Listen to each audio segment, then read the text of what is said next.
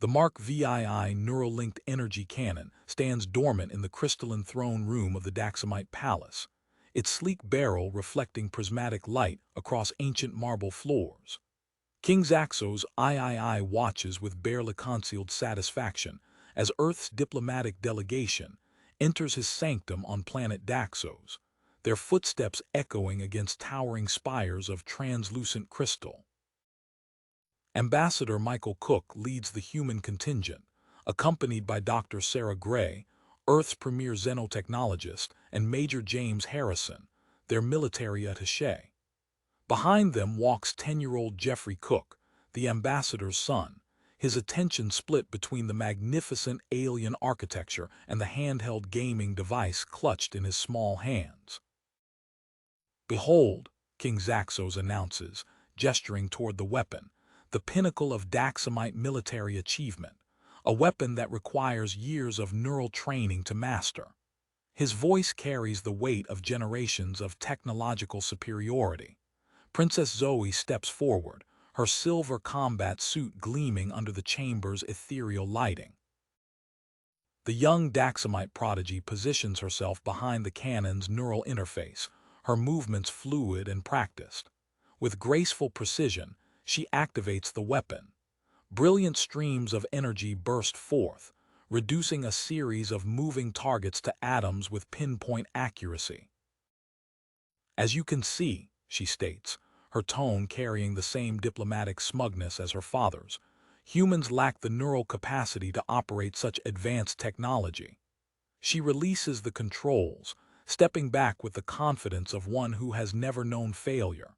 King Zaxos seizes the moment, his political maneuvering as precise as his daughter's marksmanship. "This demonstration should make clear why Earth requires our protection treaty. The terms we've proposed are more than generous, given your species' limitations." The delegation shifts uncomfortably, the imbalance of power hanging heavy in the air. But then a small hand raises from behind Ambassador Cook. "Excuse me, Your Majesty," Jeffrey pipes up, his gaming device now forgotten at his side. "May I try?" The throne room falls silent. Princess Zoe's expression shifts from disdain to disbelief. King Zaxos considers the human child, amusement playing across his angular features. After all, what better way to cement his position than to let this young creature fail spectacularly? "Very well, young one," the king permits, settling back into his crystal throne. "Approach." Jeffrey steps forward, years of virtual reality gaming having honed neural pathways the Daxamites never considered possible in humans. The weapon towers over him as he reaches for the controls, while the assembled diplomats hold their breath. In this moment, the balance of power between two civilizations hangs in the balance, though none yet realize it, none except perhaps Jeffrey, who handles the neural interface with the same comfortable familiarity he shows his gaming controllers back home. Ambassador Cook lurched forward as Jeffrey approached the towering weapon. "Jeffrey, wait," Dr. Gray's hand caught his sleeve. "Let him try, Michael." Her eyes tracked the boy's movements with scientific intensity. "Look at how he's studying the interface." The Daxamite technicians exchanged glances before activating the weapon's training protocols. A holographic grid materialized in the air, its crystalline lattice spreading across the chamber like a spider's web. Princess Zoe stepped beside Jeffrey, her silver combat suit reflecting prismatic patterns across his face. The neural synchronization requires careful, but Jeffrey had already placed his hands on the control crystals. The weapon's diagnostic lights flickered from red to amber, then settled into a steady blue pulse. King Zaxos rose from his throne, his amusement evaporating as the weapon's core began to thrum in perfect synchronization with Jeffrey's neural patterns. The first target appeared a simple sphere drifting in a lazy arc. Jeffrey's fingers danced across the crystals as if playing an invisible melody. The cannon responded instantly, its beam striking the target's center with surgical precision. More targets materialized, their movements growing increasingly erratic. "Impossible," Princess Zoe whispered, moving closer to study Jeffrey's technique. Her eyes widened as she recognized the familiar patterns. Those movements, they're like your Earth gaming interfaces. Jeffrey nodded without taking his eyes off the targets, just like Stellar Command VR. The neural feedback feels similar to the haptic controllers. Dr. Gray's data tablet chirped as it recorded the unprecedented compatibility readings. The neural pathway adaptation is remarkable. He's essentially reprogrammed his brain through gaming. The chamber doors slid open as General Kex entered, his ceremonial armor clanking against the marble floor. He froze mid-stride, watching the human child execute a perfect series of shots that would have challenged his most elite gunners. The targeting system accelerated its sequence, projecting multiple threats simultaneously. Jeffrey's hands moved with fluid precision, years of virtual combat flowing through his fingers. The weapon's crystal core pulsed faster, matching his heightened neural activity. 7 targets, 0.8-second response time, Princess Zoe announced, unable to hide the mix of shock and admiration in her voice. That's faster than my best run. Major Harrison shifted his weight, the strategic implications of this demonstration racing through his mind.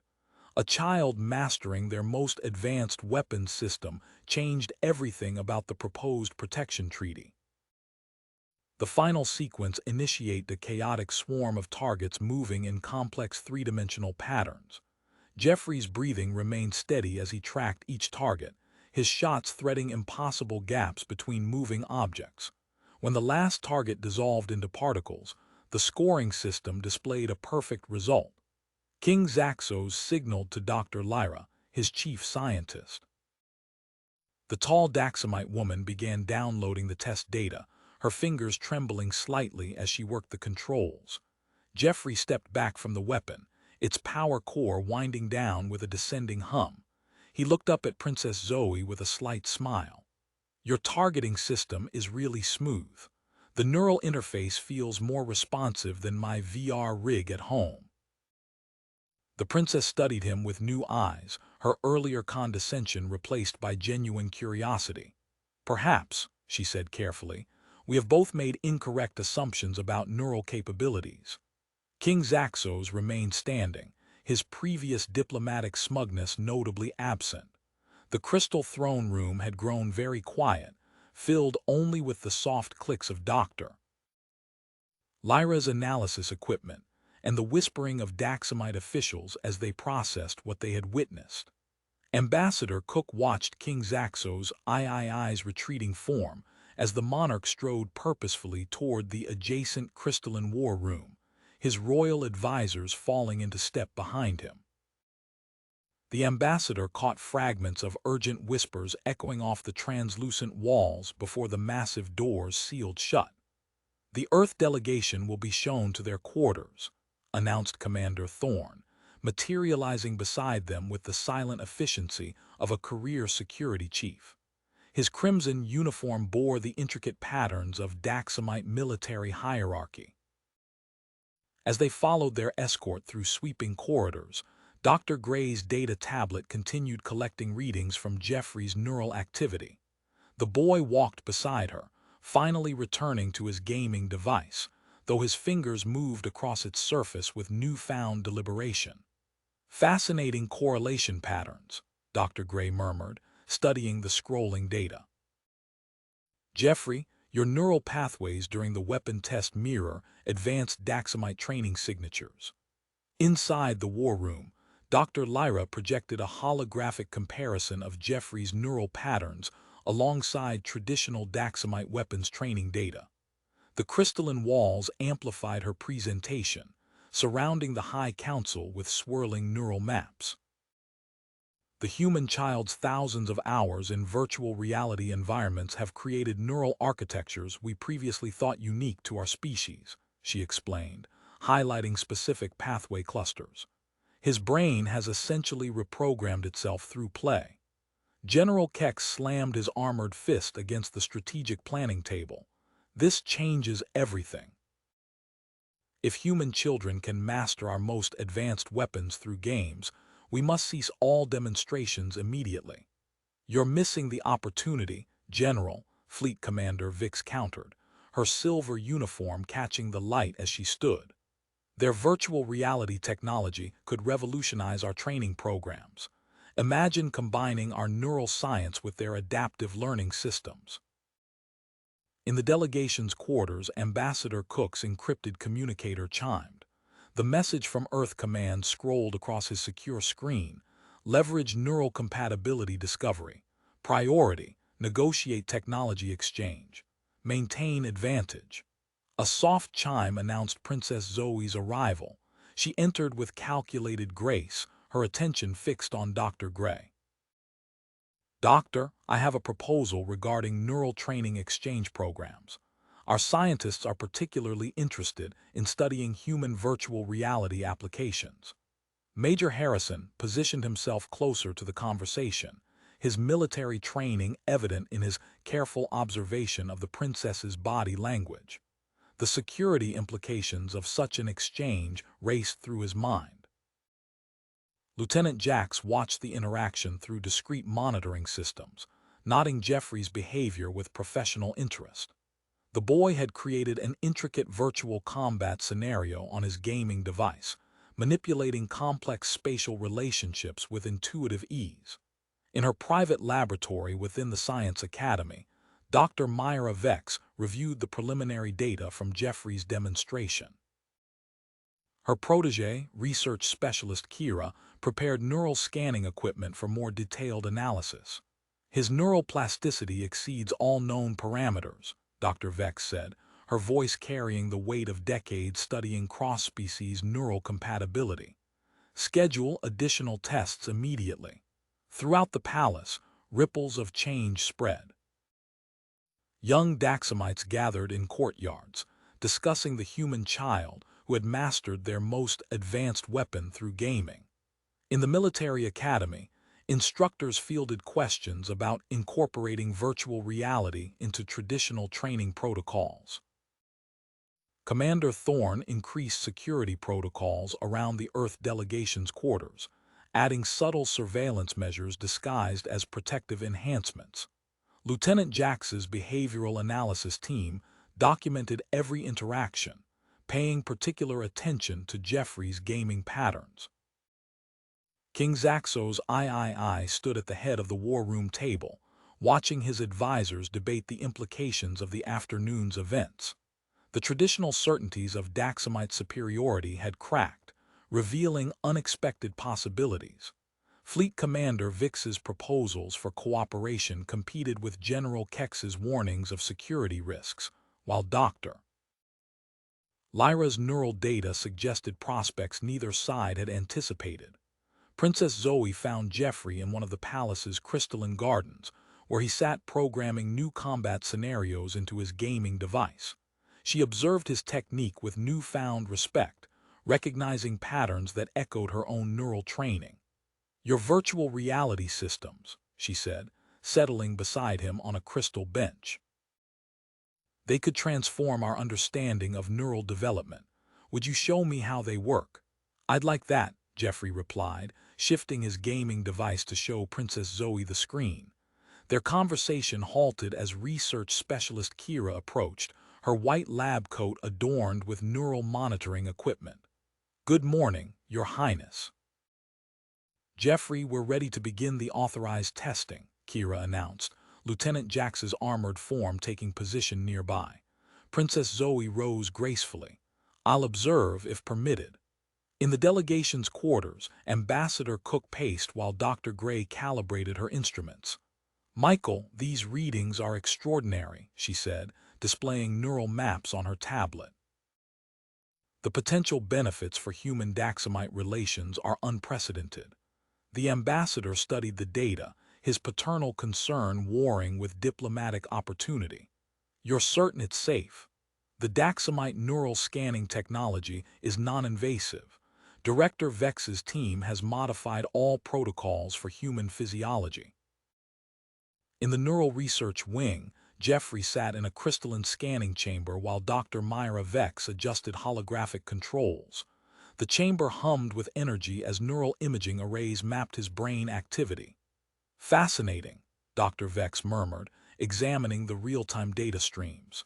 His neural architecture is adapting at rates we've never observed. Kira, note these pathway formations. Princess Zoe watched from an observation platform, her fingers absently tracing patterns on her gaming device. The pathways. They mirror our weapons training signatures. Yes, but through entirely different mechanisms, Kira explained, highlighting specific neural clusters. His brain has created novel connections through gaming that achieve similar results to our traditional methods. Dr. Vex activated a modified version of the weapons training program. Holographic targets materialized around Jeffrey as neural monitors tracked his responses.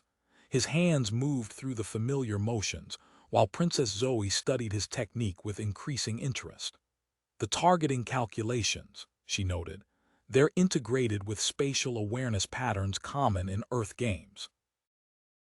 Jeffrey nodded, dispatching another series of targets. Like in Stellar Command's asteroid defense missions, you have to track multiple vectors while managing power distribution. In his secure office, General Kex reviewed Intelligence Officer Dax's preliminary findings on Earth's gaming industry. Their commercial entertainment has inadvertently developed advanced neural training protocols, Dax reported, displaying market analysis data. The most popular games incorporate complex spatial reasoning and rapid decision-making elements. Similar to our military simulations, Kex observed, his expression darkening. Fleet Commander Vix's arrival interrupted their discussion. The applications extend beyond military concerns, General. Consider the diplomatic possibilities. In the research wing, Dr. Lyra's team recorded an unexpected spike in Jeffrey's neural activity. Director Vex, she called, we're detecting activation in previously dormant regions.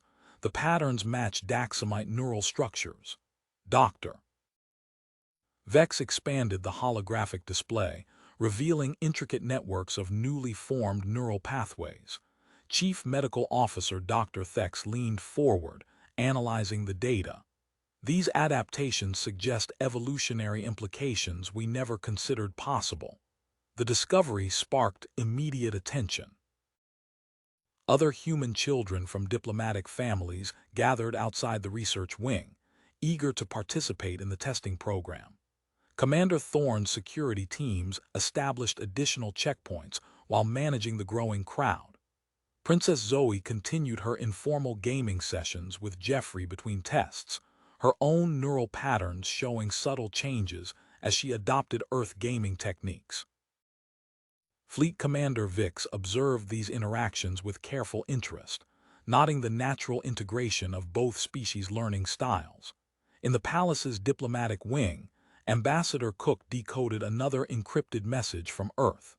The Defense Ministry's authorization for technology exchange negotiations came with extensive security protocols and specific requirements. Dr.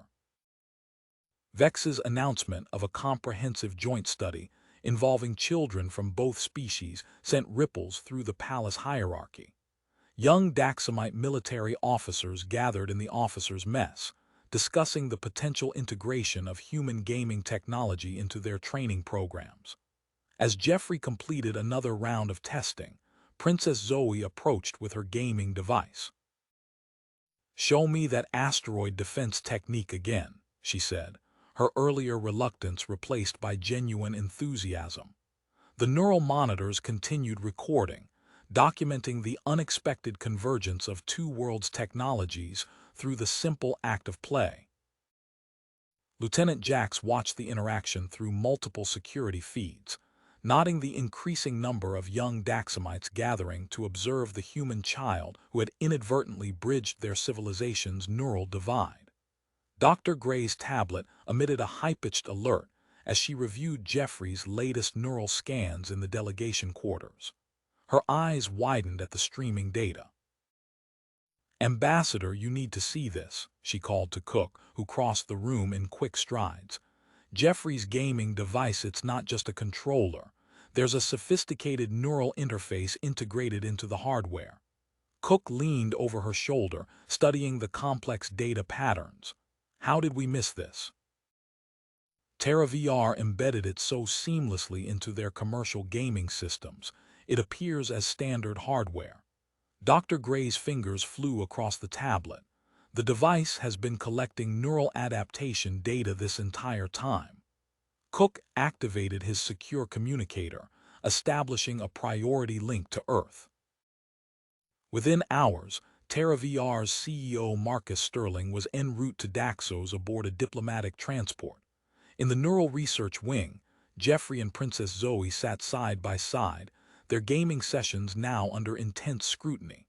Research specialist Kira adjusted monitoring equipment as their neural patterns synchronized during cooperative gameplay. "Doctor." "Vex," Kira called out. "I'm detecting unprecedented pathway formation in both subjects." She highlighted a holographic representation showing intricate neural connections forming between regions previously thought incompatible. Dr. Vex moved closer to examine the data. The human adolescent brain's plasticity, it's creating perfect complementary pathways to Daxamite neural structures. The research wing's corridors filled with diplomatic staff as more families brought their children forward for testing. Thomas Reed, a red-haired boy of 12, displayed neural readings remarkably similar to Jeffrey's during his initial scan. "Fascinating," Dr. Lyra noted, comparing the data streams. "The adaptation patterns are consistent across multiple human subjects." Sergeant Yax surveyed the growing crowd from his security station, coordinating with Commander Thorne's enhanced protection detail. The number of young participants had tripled since morning. Marcus Sterling's arrival created a stir in the palace. The CEO strode into the research wing carrying a secure data core, his former military bearing evident in his posture. "Doctor." "Vex, you'll want to see this immediately." Sterling's presentation in the crystalline war room revealed years of accumulated neural adaptation data from millions of TerraVR users. The holographic displays showed gaming scenarios that perfectly mirrored Daxamite weapons training protocols. General Kex burst through the doors during the presentation, his intelligence officer Dax at his heels. "Your Majesty, we've intercepted critical information." He transmitted data to the room's main display. Earth's Defense Ministry has been running a classified program, Project Neural Bridge.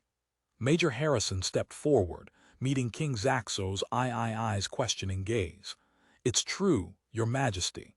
Colonel Wright's team has been studying gaming technology's military applications.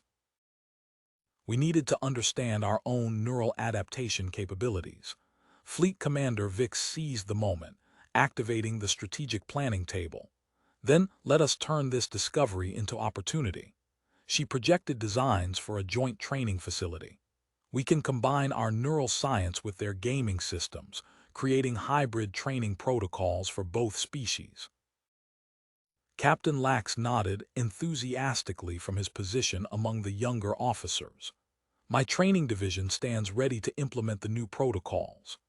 In the expanded research wing, Dr. Vex and Kira monitored a group session where Jeffrey, Thomas, and several young Daxamites engaged in modified combat scenarios.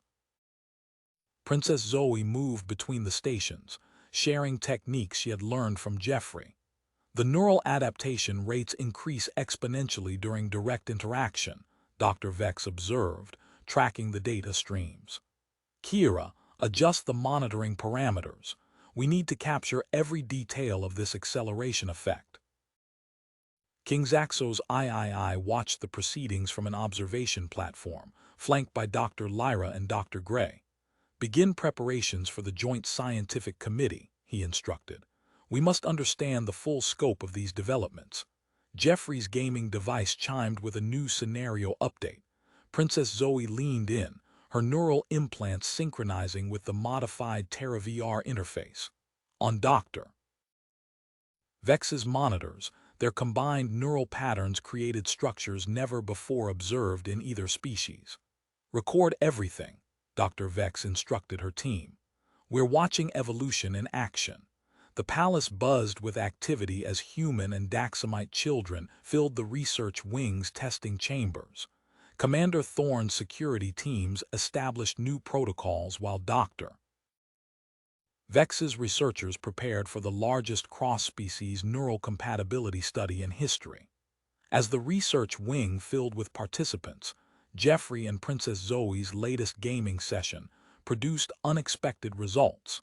Their neural patterns shifted into perfect synchronization during a virtual combat scenario, creating a cascading effect through Dr. Vex's monitoring equipment. Director these readings. Kira adjusted the holographic display, highlighting interconnected neural pathways that pulsed with shared activity. The patterns are integrating. Dr. Vex leaned forward, analyzing the data streams. Jeffrey's Gamming-developed neural architecture is merging with Princess Zoe's natural Daxamite capabilities. They're forming hybrid pathways. The discovery brought Mark Davidson, Terra VR's lead engineer, to the palace within hours. He arrived carrying a sealed case containing prototype neural interface headsets, their sleek design incorporating both human and Daxamite technology. "The adaptations we've observed demanded new hardware," Davidson explained to Dr. Lyra as they unpacked the equipment. "These interfaces bridge the gap between our gaming systems and Daxamite neural technology." They installed the first prototype on a decommissioned neural-linked energy cannon. Jeffrey adjusted the familiar gaming controls while Princess Zoe synchronized her neural implants. The cannon's targeting systems responded to their combined input, tracking practice targets with unprecedented precision. Captain Lax supervised the rapid conversion of the palace's training facilities. "Position the neural interfaces here," he directed technicians installing 20 hybrid training stations. Each station needs full compatibility for both species. Brian Gray, a quiet 10-year-old with his aunt's analytical mind, demonstrated remarkable neural adaptation during initial testing. His neural patterns shifted almost as quickly as Jeffrey's, forming new pathways within minutes of connecting to the hybrid interface. Colonel Rax observed from his security station, documenting every aspect of the training sessions. The human children's fingers moved across gaming controls with practiced ease, their neural patterns translating directly into weapons proficiency. Young Daxamite nobles working alongside them showed marked improvements in their response times. "The gaming experience provides an unexpected advantage," Rax noted in his secure terminal. "Their neural plasticity, combined with years of recreational training." Ambassador Cook's urgent meeting with King Zaxos III interrupted further analysis. "Your Majesty, we've confirmed Centurion trade representatives have made contact with Earth's gaming industry. Accelerate the program," King Zaxos III commanded. "We cannot allow others to gain this advantage." Lieutenant Drake's security team installed new protective measures around the training facilities. Hybrid scanner arrays combined Earth's motion detection systems with Daxamite energy field technology, creating overlapping security zones. Dr. Vex's latest findings sparked intense discussion in the research wing. "The neural synchronization persists after training sessions," she explained to Ambassador Cook. "Both species retain enhanced technological aptitude." They named the permanent enhancement initiative Project Convergence. Young participants from both species entered the program daily, their neural patterns adapting and evolving under careful monitoring. "Brian, try reducing power to the lateral arrays," Jeffrey suggested during a group training session. Brian adjusted his controls, and Princess Zoe's neural input refined the targeting solution. Their shared neural network processed the calculations faster than any single-species operator. King Zaxos III watched the demonstration from his private observation chamber, Ambassador Cook at his side. On the training floor below, human and Daxamite children worked in seamless coordination, their combined abilities exceeding all previous performance metrics. The public announcement must be handled carefully, Cook said, reviewing diplomatic briefings on his tablet. Earth's governments are prepared to coordinate the release of information. The palace halls echoed with increased activity as both species' children moved between training sessions. Lieutenant Drake's security teams maintained constant surveillance, their hybrid scanning systems monitoring every corridor. In the main research lab, Dr. Vex and Davidson analyzed the latest neural mapping data. The holographic displays showed increasingly complex patterns of interaction between human and Daxamite neural structures. Each training session produced new configurations, pushing the boundaries of both species' capabilities. Mark, Dr. Vex called, highlighting a particular neural cluster. The adaptation rate is accelerating beyond all projected models. A rapid series of chimes from Davidson's tablet interrupted their analysis. His eyes widened as he reviewed the incoming data. Dr. Vex, TerraVR's CEO, is inbound with something that could revolutionize our research. Marcus Sterling arrived within hours, flanked by armed escorts wheeling a sleek black container into the research wing. The case's neural dampening fields hummed as Sterling entered his security codes. The Neural Bridge Command System, Sterling announced, revealing an array of crystalline headsets nested in quantum-stabilized foam. Our most advanced prototype, designed for multi-user neural synchronization during gameplay. Dr. Vex lifted one of the headsets, examining its elegant fusion of circuitry and crystal. The neural interface density is remarkable. Sterling's presentation was cut short by Ambassador Cook's urgent entrance. We have a situation. Earth's gaming networks are under attack. Centurion signatures confirmed. Cook's secure tablet displayed scrolling breach reports from major gaming corporations. They're targeting neural interface research data. Colonel Kane is en route from Earth's cybersecurity division. Dr. Vex worked through the night with her team, integrating Daxamite neural technology into the NBCS architecture. Jeffrey and Princess Zoe arrived for testing as dawn broke over the palace spires. The targeting controls feel different, Jeffrey noted as they interfaced with the modified energy cannon. Princess Zoe's neural patterns flickered across the monitoring displays, merging with Jeffrey's input through the hybrid system. Target acquired, Zoe announced. The cannon tracked with liquid precision, striking practice drones with pinpoint accuracy. Dr. Gray's young nephew Brian sat at a monitoring station, his fingers dancing across holographic controls. Dr. Vex, look at these underlying patterns. He highlighted a complex neural resonance neither human nor Daxamite in origin. King Zaxo's III studied the data with intense focus. Retrieve the stellar command matrix from the Royal Archive. Immediately. The ancient device arrived as Admiral Hawthorne's shuttle touched down at the palace landing pad. Its crystalline surface pulsed with the same frequencies Brian had discovered in the neural synchronization data. Fleet Commander Vix converted the palace's eastern wing into a dedicated training center, its corridors soon filled with young applicants from both species. Captain Reed's combat expertise merged seamlessly with Captain Lax's neural training protocols. Neural pattern anomaly at entry point 7, Lieutenant Stone reported from his security station. Commander Thorne's enhanced scanners had detected the first Centurion infiltration attempt. Dr. Foster arrived amid the security sweep, carrying decades of neural plasticity research data. He joined Dr. Vex at her primary workstation, examining the latest scans from Jeffrey and Zoe's training session. These pathways shouldn't be possible in human neural architecture, Foster observed, highlighting clusters of enhanced activity. Gaming technology has been quietly reshaping human neural development for generations.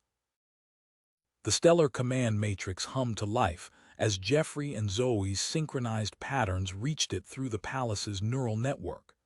Ancient systems awakened, responding to their combined neural signature. The hybrid interfaces are accessing deeper command protocols, Dr. Foster noted, tracking cascading activations throughout the palace infrastructure. Human gaming neural architecture combined with Daxamite neural technology, it's unlocking capabilities we never knew existed. Intelligence Officer Dax burst into the control room. Two more infiltration attempts blocked at the perimeter. They're escalating their efforts to access the research data. Brian's neural modeling software captured the activation sequence as Jeffrey and Zoe interfaced with another ancient Daxamite device. The technology responded to their combined neural patterns, revealing functionality lost to centuries of technological regression. Lieutenant Stone stationed neural pattern scanners at every junction, their hybrid sensors primed to detect any trace of Centurion neural signatures. His security teams maintained constant patrols as the palace transformed into humanity's most advanced neural research facility. The palace's research wing buzzed with renewed activity as Dr. Alexander Wright stepped through the security checkpoint. His eyes fixed on the stellar command matrix, its crystalline surface pulsing with subtle energy as Jeffrey and Princess Zoe conducted their latest training session.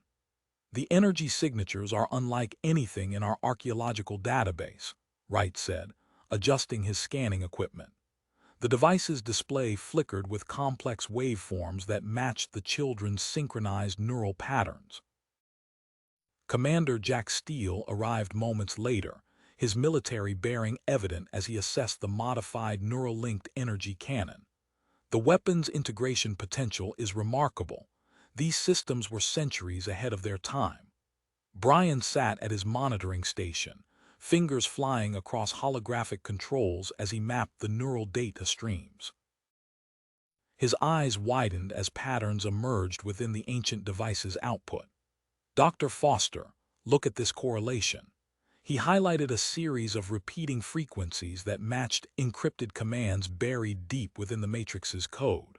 Working through the night, Brian and Dr. Foster modified the Neural Bridge command system's core architecture. The new configuration allowed direct interface with the ancient Daxamite technology, bridging millennia of technological evolution in a single elegant solution. The first test of their modified system came at dawn. Jeffrey and Princess Zoe connected to the neural interface as King Zaxos III observed from the control room. The matrix's crystalline surface brightened, projecting a detailed star map of Daxamite space. A red point pulsed in orbit around planet Daxos. Energy spike detected in high orbit, Lieutenant Stone reported from his security station. On the main display, a massive platform materialized as ancient cloaking systems deactivated.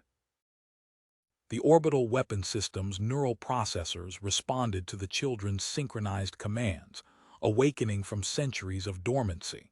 Lieutenant Stone's warning klaxons interrupted the celebration. Multiple unauthorized access attempts detected in Research Database 7. His counterespionage team traced the intrusion attempts to hidden transmitters near the palace perimeter. Major David Cross arrived within hours, his neural security expertise immediately put to use. Biolinked authentication protocols here and here, he directed, marking key access points on the facility schematic. Full neural synchronization required for entry. In Training Bay 3, Thomas Reed and his Daxamite partner Lyra worked through standard targeting exercises. Their neural patterns shifted unexpectedly, triggering a resonance in the floor beneath them. Ancient mechanisms activated, revealing a hidden entrance.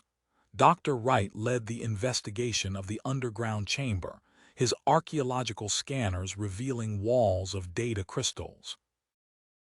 These are the original design specifications for the neural-linked energy cannon, he announced, examining the technical schematics. But this isn't just a weapon system, it's proof of ancient human-Daxamite collaboration. The DSV convergence launched within weeks, its hybrid crew ready to explore ancient Daxamite sites across the Empire. Captain Torres stood on the bridge beside First Officer Vex, their command stations equipped with both species' neural interface technology. All systems synchronized, Vex reported as the ship's engines powered up. Neural navigation interfaces online. In the palace's expanded research wing, Dr. Vex monitored the latest group of program participants. Her instruments detected subtle changes in both species' neural architecture, permanent enhancements that persisted long after the synchronization sessions ended. The arrival of new diplomatic families filled the training facilities with eager participants. Young voices echoed through the corridors as human and Daxamite children formed neural bonds that would reshape both civilizations. Project Guardian security systems hummed silently, their bio-linked protocols ensuring only authenticated neural pairs could access sensitive areas. Major Cross's team maintained constant vigilance, their hybrid scanning technology searching for any trace of unauthorized neural signatures. In the Orbital Defense Platform's control center, Jeffrey and Princess Zoe initiated another systems diagnostic. Ancient weapon arrays responded instantly to their synchronized commands, demonstrating capabilities that had protected the Empire during its golden age. A warning chime cut through the control center's quiet hum. Jeffrey leaned forward, his neural interface registering a cascade of incoming data. Multiple signatures detected at long-range scan limit, Princess Zoe announced, her fingers dancing across the holographic controls. 30 vessels, Centurion configuration. The orbital platform's ancient sensors tracked the incoming fleet's movement through Daxamite space. Their stealth systems might have fooled modern detection grids, but the ancient Daxamite technology cut through their concealment like sunlight through fog. Colonel James Wright strode into the command center, his Earth Defense Command insignia gleaming under the crystalline lighting. Fleet Commander Vix is coordinating our response. Continue monitoring their approach vector. In the palace's central chamber, the stellar command matrix pulsed with increased energy as Jeffrey and Zoe maintained their neural connection. The air shimmered, and a massive holographic star map materialized, filling the vast space with points of light. Brian Gray's eyes widened as he noted patterns in the stellar display. Dr. Foster. Brian highlighted a series of pulsing markers scattered throughout Daxamite space. These signatures match the orbital platform's energy profile. Dr. Foster's neural mapping equipment recorded the discovery. Dormant defense installations, dozens of them, forming a network across the Empire. Marcus Sterling's technical team worked through the night, modifying the Neural Bridge command system's protocols. The interface compatibility is remarkable, Sterling said, examining the data streams. These installations were designed to work together. The DSV Convergence received its new orders at dawn. Captain Torres stood at the helm as the ship's neural interfaces hummed to life. Plot course for the Proxima installation. Thomas, Lyra, prepare for neural synchronization testing once we arrive. Commander Thorne's security alert rippled through the palace complex at midnight. Lieutenant Stone's counterespionage team moved with precision, surrounding 3 maintenance workers attempting to access the Neural Research Wing's secure servers. Neural pattern scan confirms Centurion augmentation, Stone reported as his team led the infiltrators away. They were using leaked specs to build their own interface technology. The orbital platform's activation triggered a chain reaction. Ancient defense installations across 3 star systems awakened, their systems responding to the neural network's pulse. Major Cross analyzed the incoming data streams at his security station. The platforms require regular neural synchronization to maintain stability, Cross reported to King Zaxo's III. We'll need more trained pairs to manage the network. Admiral Hawthorne's arrival brought urgency to the expanding crisis. Commander Jack Ryan accompanied him to the Joint Defense Command Center, where Fleet Commander Vix had established operations. Centurion fleet movements near Earth's outer colonies, Ryan reported, bringing up tactical displays. They're probing our defenses, testing our response capabilities. In Dr. Foster's lab, neural mapping displays showed increasingly complex patterns as Jeffrey and Zoe worked with the ancient systems. New neural pathways formed, exceeding baseline capabilities for both species. Brian monitored the changes, his attention drawn to an unusual signal emanating from the stellar command matrix. "The secondary systems are coming online," Brian announced, adjusting his instruments. The matrix hummed at a new frequency, establishing neural resonance connections across vast distances. Fleet Commander Vix's Joint Defense Command Center filled with personnel from both civilizations. Neuralinked operators trained on simulator systems, preparing to manage the growing network of ancient installations.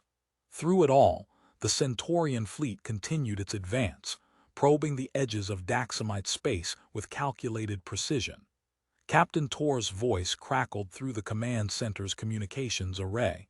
DSV convergence approaching Proxima installation. Thomas and Lyra are prepared for initial interface sequence, standing by for activation codes. The ancient defense network awaited its next command, its dormant systems ready to protect both civilizations from the gathering storm. Jeffrey and Princess Zoe maintained their neural connection, monitoring the Centurion fleet's movement through the orbital platform's sensor grid. In the depths of space, 30 warships continued their silent approach, unaware that their stealth systems provided no concealment from the awakened Daxamite technology. The DSV convergence dropped out of faster-than-light travel at the edge of the Proxima system. Captain Torres leaned forward in his command chair as the sensor displays flickered to life. "Multiple contacts detected," the sensor officer announced. "Centurion signatures. They're already here." Torres activated the ship's neural interface. "Engage hybrid cloaking systems. Thomas, Lyra, prepare for emergency interface sequence." In the neural synchronization chamber, Thomas and Lyra settled into their interface pods. The neural connection formed instantly, their combined consciousness extending through the ship systems. The new cloaking technology responded to their commands, wrapping the convergence in layers of phase-shifted energy. "Cloaking successful," Thomas reported through the neural link. "The Gamming-derived algorithms are predicting Centurion patrol patterns." The ancient Proxima installation loomed ahead, its massive structure dark against the system's red dwarf star. As Thomas and Lyra initiated interface protocols, the installation's systems responded with unexpected urgency. "Captain," Lyra called through the comm system, "we're detecting multiple breach attempts. The Centurions have been trying to access this facility for weeks." Back at the palace, Jeffrey and Princess Zoe's neural synchronization session with the stellar command matrix revealed new depths of ancient Daxamite engineering. The matrix's crystalline surface pulsed with previously dormant data streams. "Energy signature detected," Jeffrey announced as encrypted data cascaded across their neural interface. Three-dimensional schematics materialized in the air around them. Dr. Foster rushed to his monitoring station. "This is remarkable. The Daxamites built a planetary shield network." The schematics showed massive shield generators buried beneath the surface of multiple worlds. King Zaxos III watched the display intently as Dr. Foster explained the system's requirements. "The shields need synchronized neural pairs to operate," Foster said, "multiple pairs working in perfect harmony." King Zaxos III nodded. "Initialize the shield initiative immediately. We need every compatible pair we can find." Colonel Wright burst into the command center, neural tablet in hand. "We've intercepted Centurion communications. They're planning a coordinated strike against both our territories within the month." The intelligence data revealed the Centurions' attempted reproduction of human gaming interfaces. Commander Jack Ryan examined the technical specifications. "Their neural tech is crude," Ryan observed. "They can't match our hybrid system's adaptation capabilities."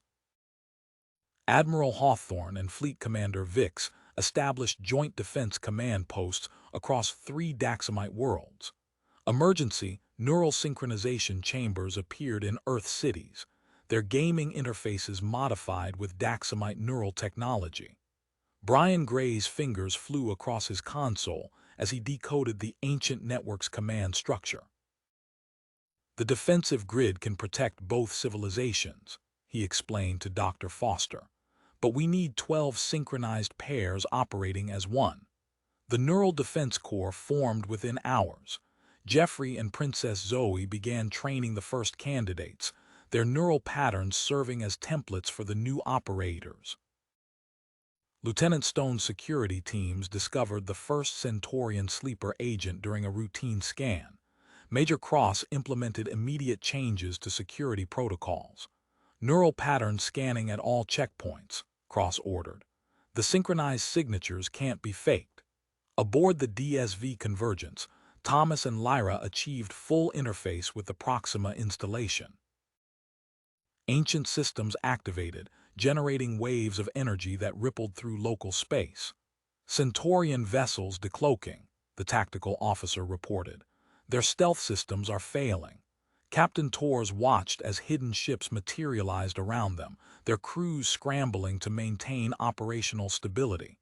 "Send this data to Fleet Command immediately, if we can replicate this effect."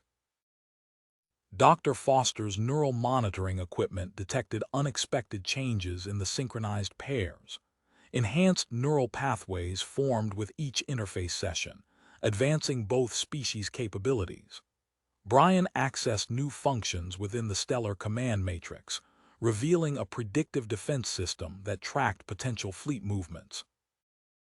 The matrix's displays showed countless possible attack vectors, each anticipated and countered by the ancient technology.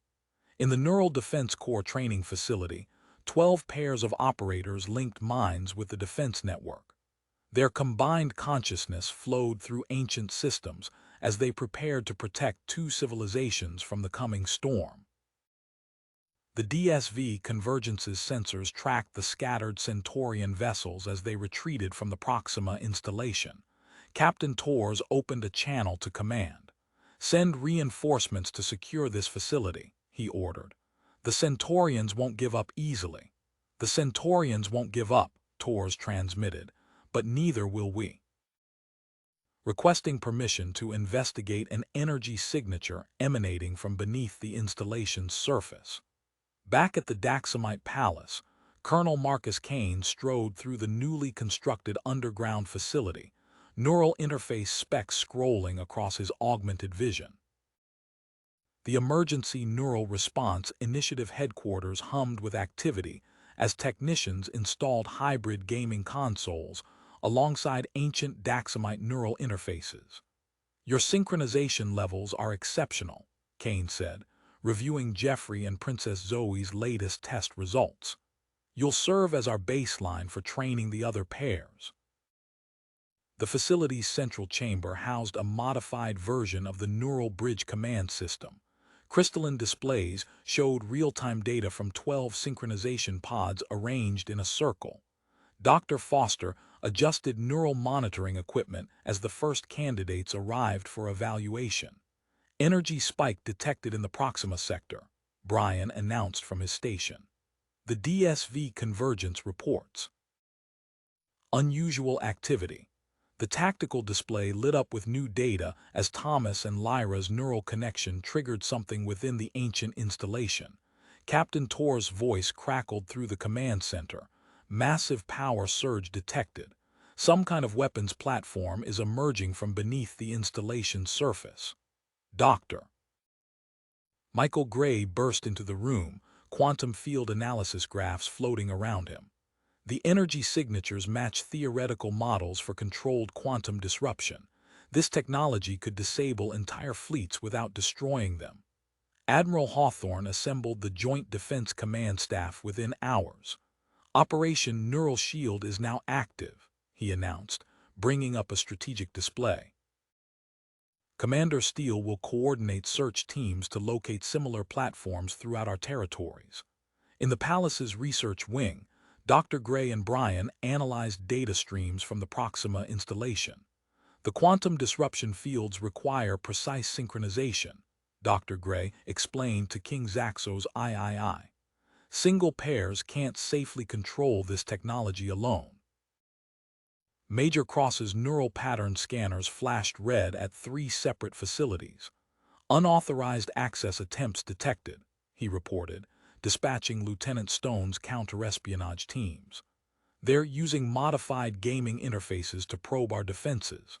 The ENS Sentinel emerged from the massive construction docks, its hull gleaming with integrated neural sensor arrays. Captain Jason Reed conducted final systems checks as Marcus Sterling's engineering team calibrated the ship's advanced synchronization chamber.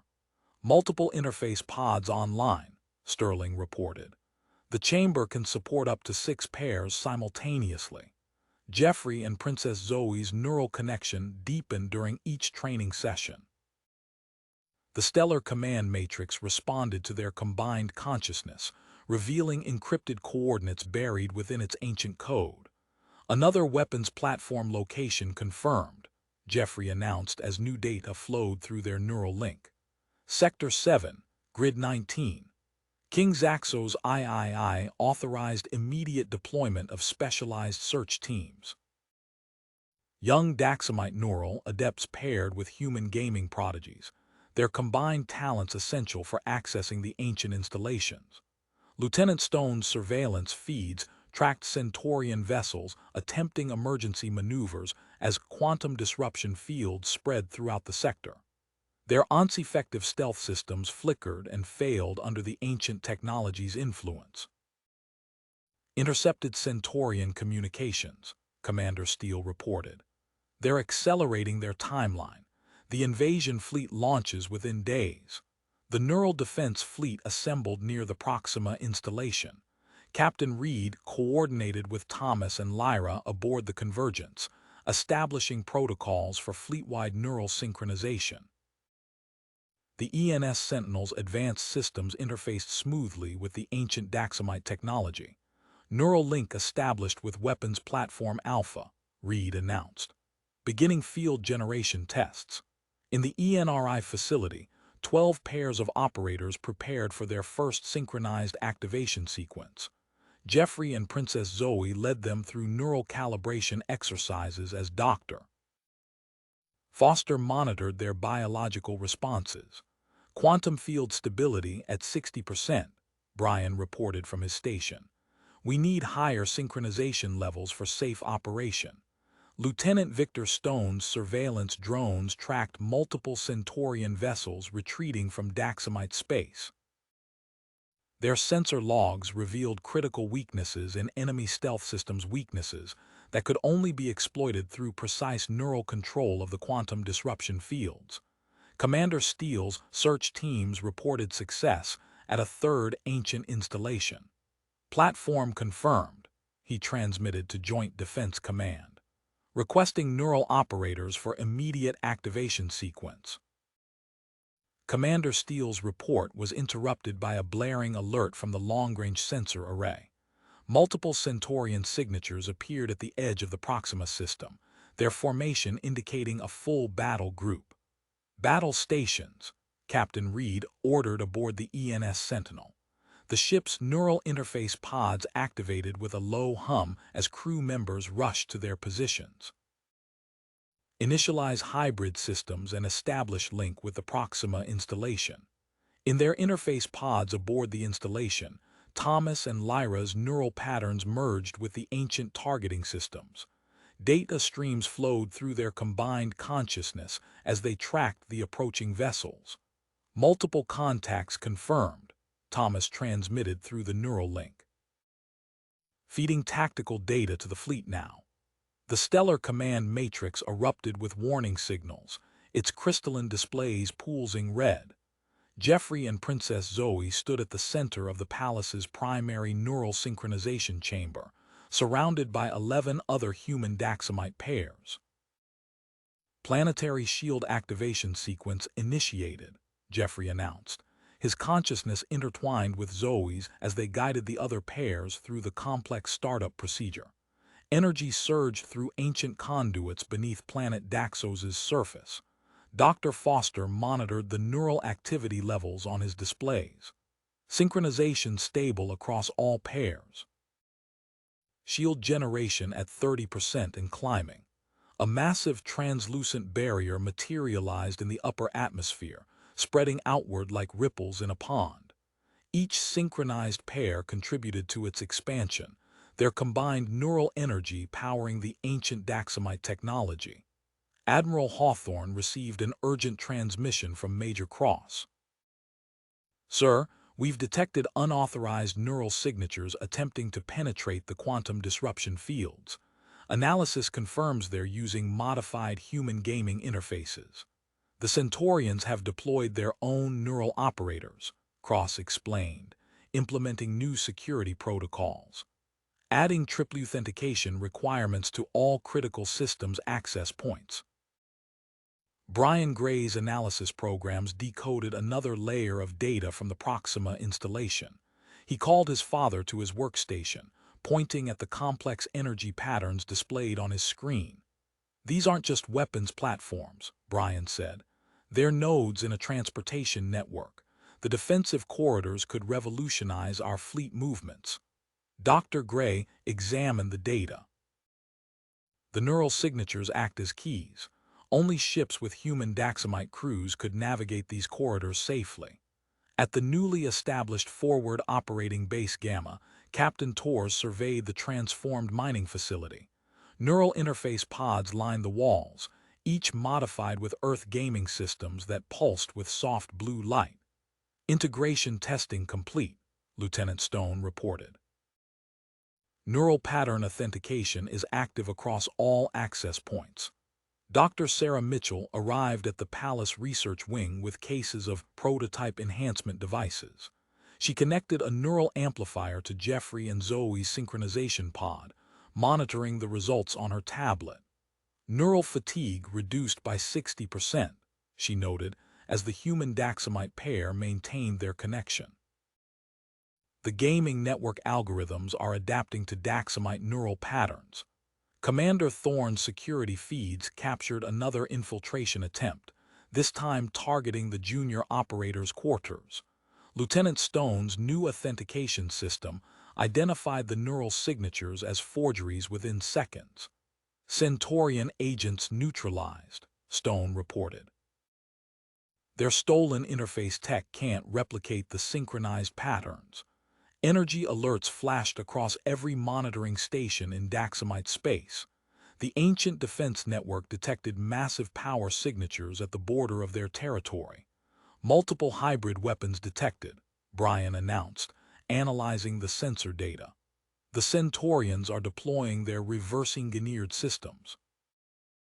In the neural synchronization chamber, Jeffrey and Princess Zoe felt the mounting pressure as they worked to master the ancient defense systems. Through their neural link, they guided the other pairs in activating dormant installations across 3 sectors. The ENS Sentinel moved into position near the Proxima installation, its Neuralinked crew tracking the approaching Centurion battle group. Captain Reed opened a secure channel to all neural defense vessels. "Stand by for coordinated response," he transmitted. "All neural operators, prepare for synchronized defensive operations."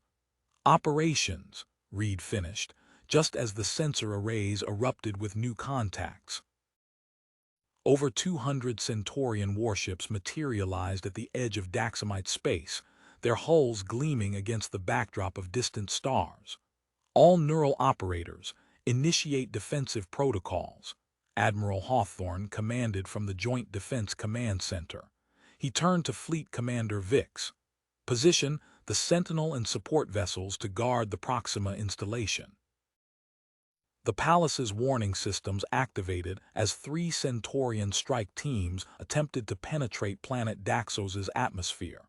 In the primary neural synchronization chamber, Jeffrey and Princess Zoe's consciousness merged with the ancient defense grid. Shield integrity at maximum, Jeffrey transmitted through the neural link. Their combined awareness expanded to encompass the other 11 pairs, each connection adding power to the planetary barrier. Through their shared neural space, targeting data flowed to the orbital platforms. Energy beams lanced out from the defense stations. 15 Centurion vessels exploded in quick succession as they pressed against the shield's golden surface. Brian Gray's fingers flew across his console as combat telemetry poured in. Neural patterns detected in the destroyed ships, he reported, highlighting anomalous readings. The Centurion operators' signatures show severe degradation patterns. Dr. Gray and Dr. Mitchell huddled over the data, neural mapping algorithms running on their screens. Their reverse-engineered interfaces are damaging their operators, Mitchell observed. We can use this. Their collaborative work produced a specialized disruption pulse, designed to target the fatal flaw in Centurion neural tech. Dr. Mitchell integrated the pulse into the defense network's transmission protocols. At forward operating base Gamma, Thomas and Lyra's neural connection detected an unexpected power signature emanating from deep within the Proxima installation. Their shared consciousness traced the energy to its source, a massive crystalline core pulsing with untapped potential. Captain, Thomas transmitted to Tors, this power core could energize the entire network, but we need more neural pairs to activate it safely. Tors immediately directed engineering teams to construct additional synchronization chambers around the core. Get those pods online, he ordered. We'll need every available pair when reinforcements arrive. Major Cross's neural security systems triggered multiple alerts at the palace perimeter. Breach detected in sectors 7, 12, and 15, he announced. Lieutenant Stone's teams moved swiftly through the palace corridors, tracking the intruders through neural pattern signatures. They cornered the Centurion infiltrators outside the research wing.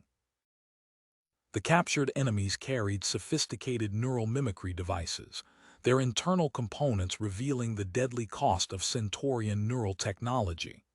Evacuate the primary pairs, King Zaxos III commanded, activating Protocol Omega.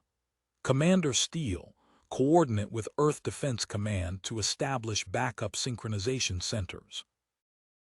Commander Steele's teams escorted Neuralinked pairs through secured transport corridors.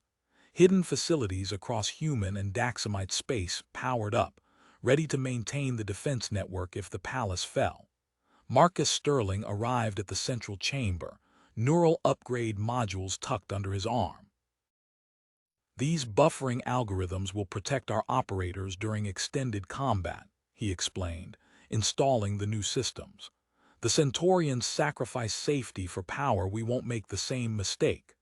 The Neural Defense Network's long-range sensors detected a massive energy spike in Centurion space. Dr. Foster's monitoring equipment registered power readings that exceeded all previous measurements. Unknown weapons platform detected, Foster reported, analyzing the signature. Energy output suggests capabilities beyond anything we've encountered. Fleet Commander Vix dispatched additional neural defense vessels to reinforce their position. In synchronization chambers across Daxamite space, young operators connected to the ancient systems, their combined neural energy powering humanity's best defense against the looming Centurion threat. The ENS Sentinel's tactical display showed the massive Centurion fleet advancing in attack formation. Captain Reed activated the ship's enhanced neural interfaces, connecting his crew to the ancient defense network. Through their shared neural space, they sensed hundreds of enemy vessels moving as one, the largest coordinated assault in recorded history. As the Centurion vessels pressed forward, 3 waves of stealth ships materialized within forward operating base Gamma's defensive perimeter. Their sudden appearance triggered proximity alarms throughout the installation. Multiple breaches detected, Captain Torres announced over the base-wide communications system. All non-essential personnel proceed to emergency evacuation points. His fingers flew across the neural interface controls, establishing priority channels to the defensive stations. In their synchronization pod, Thomas and Lyra maintained their connection to the Proxima installation systems.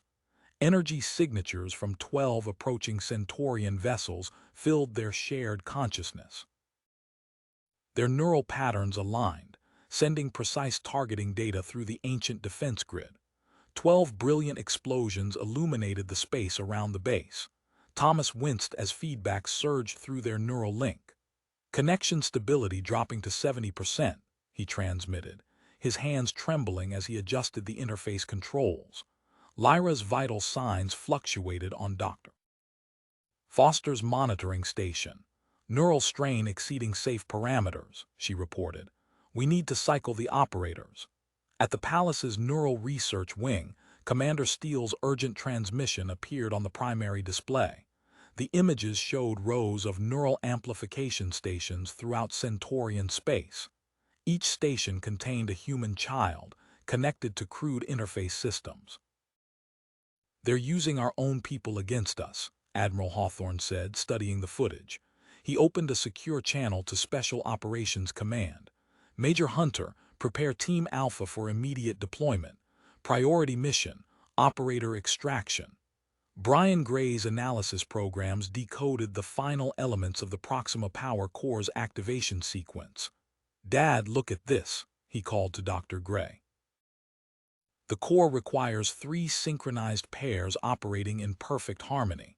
Dr. Gray examined the data while Dr. Mitchell calibrated her neural safety protocols. We'll need the new neural bridge command system, he said, connecting the prototype to a testing station. Sarah, are those burnout prevention measures ready? Safety protocols integrated and online, Dr. Mitchell confirmed as 3 training pairs entered the testing chamber. Beginning synchronization sequence. The ENS Sentinel coordinated movements with 6 Daxamite battlecruisers, forming a defensive line around the Proxima installation. Through the neural interface, Captain Reed directed precise adjustments to the quantum disruption fields. 15 Centurion warships approached the defensive line at attack speed. As they entered the disruption field's range, their systems failed. The vessels drifted powerless, their neural interfaces going dark. Commander Thorne's counterintelligence feeds captured encrypted Centurion transmissions. Neural override virus detected, Lieutenant Stone announced, analyzing the code. They're targeting our synchronization protocols. Marcus Sterling's team implemented emergency firewalls across the network. Beginning system-wide security upgrade, he transmitted. Non-critical neural chambers shutting down for update. King Zaxo's III activated a secured command channel from the palace's inner sanctum. Initialize stellar fortress protocols, he ordered. Hidden mechanisms activated within Daxos's second moon, revealing massive hangar bays and synchronization chambers. Fleet Commander Vix directed Colonel Stone's shuttle toward the revealed facility. 30 neural chambers detected, Stone reported as his teams began activation procedures. Beginning integration with the defense network. At forward operating base Gamma, alarms blared as sections of the defensive shield flickered and failed. Centurion operators breaching primary defenses, Captain Torres transmitted. Initiating protocol sunburst. Control of the Proxima installation's power core transferred to Jeffrey and Princess Zoe in the palace's primary chamber. Their neural patterns stabilized the fluctuating defense grid, compensating for the disabled synchronization chambers. Dr. Foster's analysis of captured Centurion interface technology revealed degraded neural pathways in their operators' scan data. The damage is cumulative, he explained to Admiral Hawthorne. Extended connection periods will neutralize their combat effectiveness. The stellar fortress's massive doors opened, revealing rows of advanced synchronization chambers. Colonel Stone established secure connections to the defense network as teams prepared for the arrival of additional neural pairs. Through the facility's sensor arrays, they tracked the mounting Centurion forces gathering at the edge of their space. As Colonel Stone surveyed the stellar fortress's gleaming synchronization chambers, a surge of energy pulsed through the ancient systems. Status indicators flashed across his neural interface as the dormant facility awakened. The massive doors finished their opening sequence, revealing row after row of advanced neural pods. Establish rotating shifts for all available pairs, Stone transmitted to his command staff. Forward operating windows with mandatory Aether recovery periods. His fingers traced activation sequences across the control panels, bringing additional chambers online. The ENS Sentinel sensors detected a high-priority transmission from Major Hunter's infiltration team. First target acquired, Hunter's voice crackled through the secure channel. 23 children located, preparing for extraction. Dr. Foster's monitoring equipment tracked neural signatures from the captured children. Major, those interface connections are causing severe neural strain. Disconnect sequence follows. You'll need to remove them in exact order to prevent feedback damage. Inside the Centurion facility, Hunter's team moved swiftly through dimly lit corridors. They found Sarah Williams, her small form slumped in a modified gaming chair. Crude neural connectors wrapped around her head like metallic vines. Beginning disconnect sequence, Hunter whispered, following Foster's transmitted instructions. Stay with me, Sarah. The connections detached one by one, each removal causing the girl to shudder. At forward operating base Gamma, proximity alerts blared as Centurion vessels approached with their neural override transmitters active. Thomas and Lyra's shared consciousness detected unusual fluctuations in the enemy signals. Captain Torres, Thomas transmitted, highlighting the pattern. Their override attempts are creating neural feedback in their own systems. Torres analyzed the data through his neural interface, adjusting defensive screens to mirror frequency. The base's energy shields shifted, reflecting the Centurion signals back at their source. Through the observation windows, enemy ships spun out of formation as their operators succumbed to their own override attempts. In the palace's primary chamber, Jeffrey and Princess Zoe connected to Brian Gray's newly implemented neural routing system. Their shared awareness expanded exponentially, linking with every active human Daxamite pair across the defense network. Neural network synchronization at 97%, Brian reported, monitoring the power flows. All defense platforms responding to centralized control. The stellar command matrix hummed with energy as three paired teams initiated the master control protocol. Marcus Sterling's diagnostic systems tracked the expanding quantum disruption fields. Field generation stable, Sterling transmitted, calculating power requirements for full coverage. His screens displayed the needed numbers 50 synchronized pairs operating in perfect harmony. Commander Thorne's intelligence feeds captured new Centurion transmissions. Lieutenant Stone's decryption programs revealed encrypted evacuation orders. They're pulling back from these sectors, Stone reported, marking locations on the tactical display. All neural amplification stations within 50 light-years are being abandoned. Admiral Hawthorne studied the movement patterns. Position the Neural Defense Fleet in Formation Delta around the stellar fortress. All ships maintain quantum disruption fields at maximum power. Dr. Mitchell's laboratory in the Neural Research Wing buzzed with activity as her team finished implementing the new protection systems. Neural shielding protocols ready for distribution, she announced, transmitting the upgrade package to Major Cross. Beginning immediate installation across all synchronization chambers, Cross confirmed. The protection systems integrated seamlessly with existing neural interfaces, creating unique signatures for each paired team. Fleet Commander Vix received urgent updates from the outer colonies. Energy readings beyond normal parameters appeared on his tactical displays, suggesting new Centurion weapons about to deploy. Unknown energy signatures detected in sectors 17 through 23, he transmitted to Joint Defense Command. Characteristics match no known weapons profiles. Through the stellar fortress's vast network of sensors, the assembled human Daxamite pairs monitored the Centurion fleet's movements. Enemy vessels gathered in attack formations, their neural signatures pulsing with artificial power as they prepared for their next assault. 3 massive Centurion carrier ships materialized from hyperspace, their hulls gleaming against the backdrop of stars.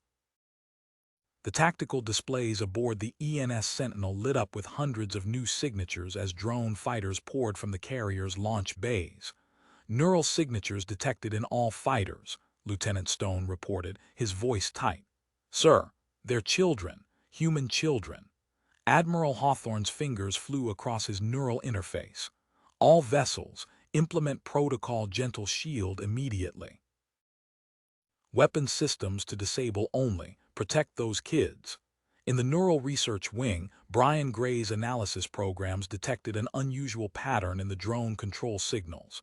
He enhanced the data stream, revealing chemical markers in the neural feedback. They're using stimulants to force compliance, Brian transmitted to Dr. Mitchell. The chemical signature matches known combat enhancers. Doctor. Mitchell's hands moved rapidly across her workstation. Adjusting quantum disruption field parameters, we can target those compounds without disrupting the neural connections. Thomas and Lyra, still connected through the Proxima installation systems, felt the power core surge to full capacity. Their shared consciousness expanded, directing the enhanced defensive systems to create a protected corridor through the combat zone. Rescue corridor established, Thomas transmitted to Major Hunter's teams. You have a clear path to the carriers. Hunter's strike force launched from their stealth vessels, threading through the chaos of battle. Teams Alpha through Delta maintain formation. Rescue protocols are go. Inside the stellar fortress, Colonel Stone accessed the facility's primary control nexus. All synchronized pairs to positions, activating neural cannon systems. 20 human Daxamite pairs connected simultaneously, their combined consciousness flowing into the massive weapon. Energy built within the ancient systems, coalescing into precisely targeted electromagnetic pulses. First wave targeting solutions locked, Colonel Stone announced. Firing. Brilliant purple energy lanced out from the stellar fortress, enveloping squadrons of drone fighters. The vessel's neural control systems went dark while their life support and basic functions remained intact. Commander Thorne's intelligence feeds captured a surge of encrypted transmissions between Centurion command vessels. Lieutenant Stone's decryption programs revealed internal arguments among their military leadership. Sir, Lieutenant Stone called to Ambassador Drake. Multiple Centurion officers are expressing concerns about using child operators, transmitting decrypted communications now. Drake reviewed the intelligence from his secure diplomatic station, opening back-channel communications through authorized proxies. We may have potential allies within their ranks. In the palace's primary chamber, Jeffrey and Princess Zoe discovered they could briefly interface with the drone fighters' control systems. Through their neural link, they touched the minds of the captured children. We can give them windows of clarity, Zoe transmitted, moments to resist the chemical controls. Marcus Sterling's engineering team worked rapidly to modify captured Centurion interface devices.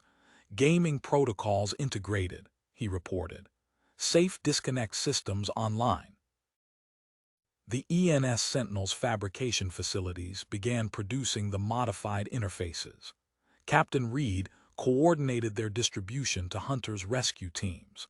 Dr. Foster's medical bay prepared for the arrival of the first rescued operators. Neural rehabilitation pods lined the walls, their systems incorporating both human and Daxamite healing technologies. First group incoming, Hunter transmitted as his teams breached the nearest carrier's hull. Beginning extraction procedures, modified interfaces ready. Through the defensive network, the human Daxamite pairs maintained their protective screen around the rescue operations. The stellar fortress's neural cannon fired precise pulses, systematically disabling drone squadrons to clear paths for the extraction teams. Commander Thorne's intelligence feeds showed more Centurion vessels approaching through hyperspace. Captain Torres adjusted forward operating base gamma sensors to track neural signatures across the expanding combat zone. Additional carriers detected, Torres transmitted to Joint Defense Command. Time to intercept, 17 minutes. Intercept window closing, Torres transmitted as the massive carriers loomed ahead. Strike teams, execute breach protocols. Major Hunter's Special Operations Team Alpha blasted through the first carrier's outer hull. Emergency bulkheads slammed shut behind them as they moved through the pressurized corridors. The team's neural scanners detected multiple juvenile signatures emanating from the ship's central chamber. Control center located, Hunter transmitted, checking his modified interface display. 37 distinct patterns, moving to secure. The chamber doors slid open, revealing rows of modified gaming chairs. Each held a child connected through crude neural interfaces, clear tubes delivering glowing blue compounds into their bodies. Hunter's breath caught as he recognized one of the small forms. Timothy Sterling located, he transmitted. Nephew of Chief Engineer Marcus Sterling, beginning disconnect sequence. Doctor. Gray's voice came through the tactical channel. Neural pattern analysis incoming. The gaming interfaces are Terra VR Mark I systems, heavily modified. Chemical compound appears to enhance neural plasticity, transmitting safe disconnect protocol. In the Stellar Fortress's primary control nexus, Colonel Stone coordinated with 20 neural cannon operators. Their shared consciousness flowed through the ancient weapon systems as power built in the massive arrays. Target solutions confirmed, Stone transmitted. Executing synchronized strike. Purple energy lanced out from multiple emitters, precisely targeted electromagnetic pulses enveloping 2 Centurion carriers. Their neural control systems went dark while critical systems remained functional. The third carrier's engines flared as it jumped to hyperspace, taking its young operators with it. 6-3 additional signatures detected on disabled carriers, Lieutenant Stone reported. Rescue teams moving to extract. Aboard the ENS Sentinel, Dr. Mitchell prepared the medical bay's neural rehabilitation pods. First patients incoming. Implementing Gray protocol for neural pattern preservation. Captain Reed's neural interface detected unusual resonance patterns from the rescued children. He transmitted the data to the palace's primary chamber. Ambassador, the children's neural patterns they're compatible with Daxamite systems. Through their shared connection, Jeffrey and Princess Zoe analyzed the patterns. Initiating test synchronization through modified gaming interface, Zoe transmitted. The palace's ancient systems hummed as rescued children paired with Daxamite youth. Natural neural healing patterns emerged in the shared consciousness space. Lieutenant Stone's security algorithms detected unauthorized access attempts in the neural research wing. Breach in progress. 3 infiltrators detected. Security feeds revealed the surgically altered Centurion agents attempting to access rehabilitation data. Palace defense systems engaged as Project Guardian protocols activated, requiring synchronized authentication from multiple human Daxamite pairs. At the Proxima installation, Thomas and Lyra connected with 2 rescued children who displayed exceptional neural compatibility. The four-person link expanded exponentially through the facility systems. Power readings spiked as the quantum disruption field doubled its effective range. Field expansion stable, Thomas transmitted. No Centurion neural signals penetrating the safe zone. Admiral Hawthorne's neural interface displayed the status of newly commissioned vessels. Neural recovery fleet elements reporting ready. Captain Torres begins systematic sweep of identified sectors. The fleet sensors probed suspected Centurion facilities. Their first target yielded 15 more children connected to neural amplification systems. Torres transmitted the coordinates of similar energy signatures detected across multiple sectors. Brian Gray's analysis programs decoded recovered Centurion data files. His neural interface highlighted a massive facility deep in enemy space. Sir, detecting hundreds of potential signatures, transmitting location data to Joint Defense Command. King Zaxo's III secure channel open to Earth's Defense Council. Our forces stand ready. The liberation operation must proceed with precision. Through the stellar fortress's vast sensor network, the assembled human Daxamite pairs monitored increasing Centurion fleet movements near the research center's coordinates.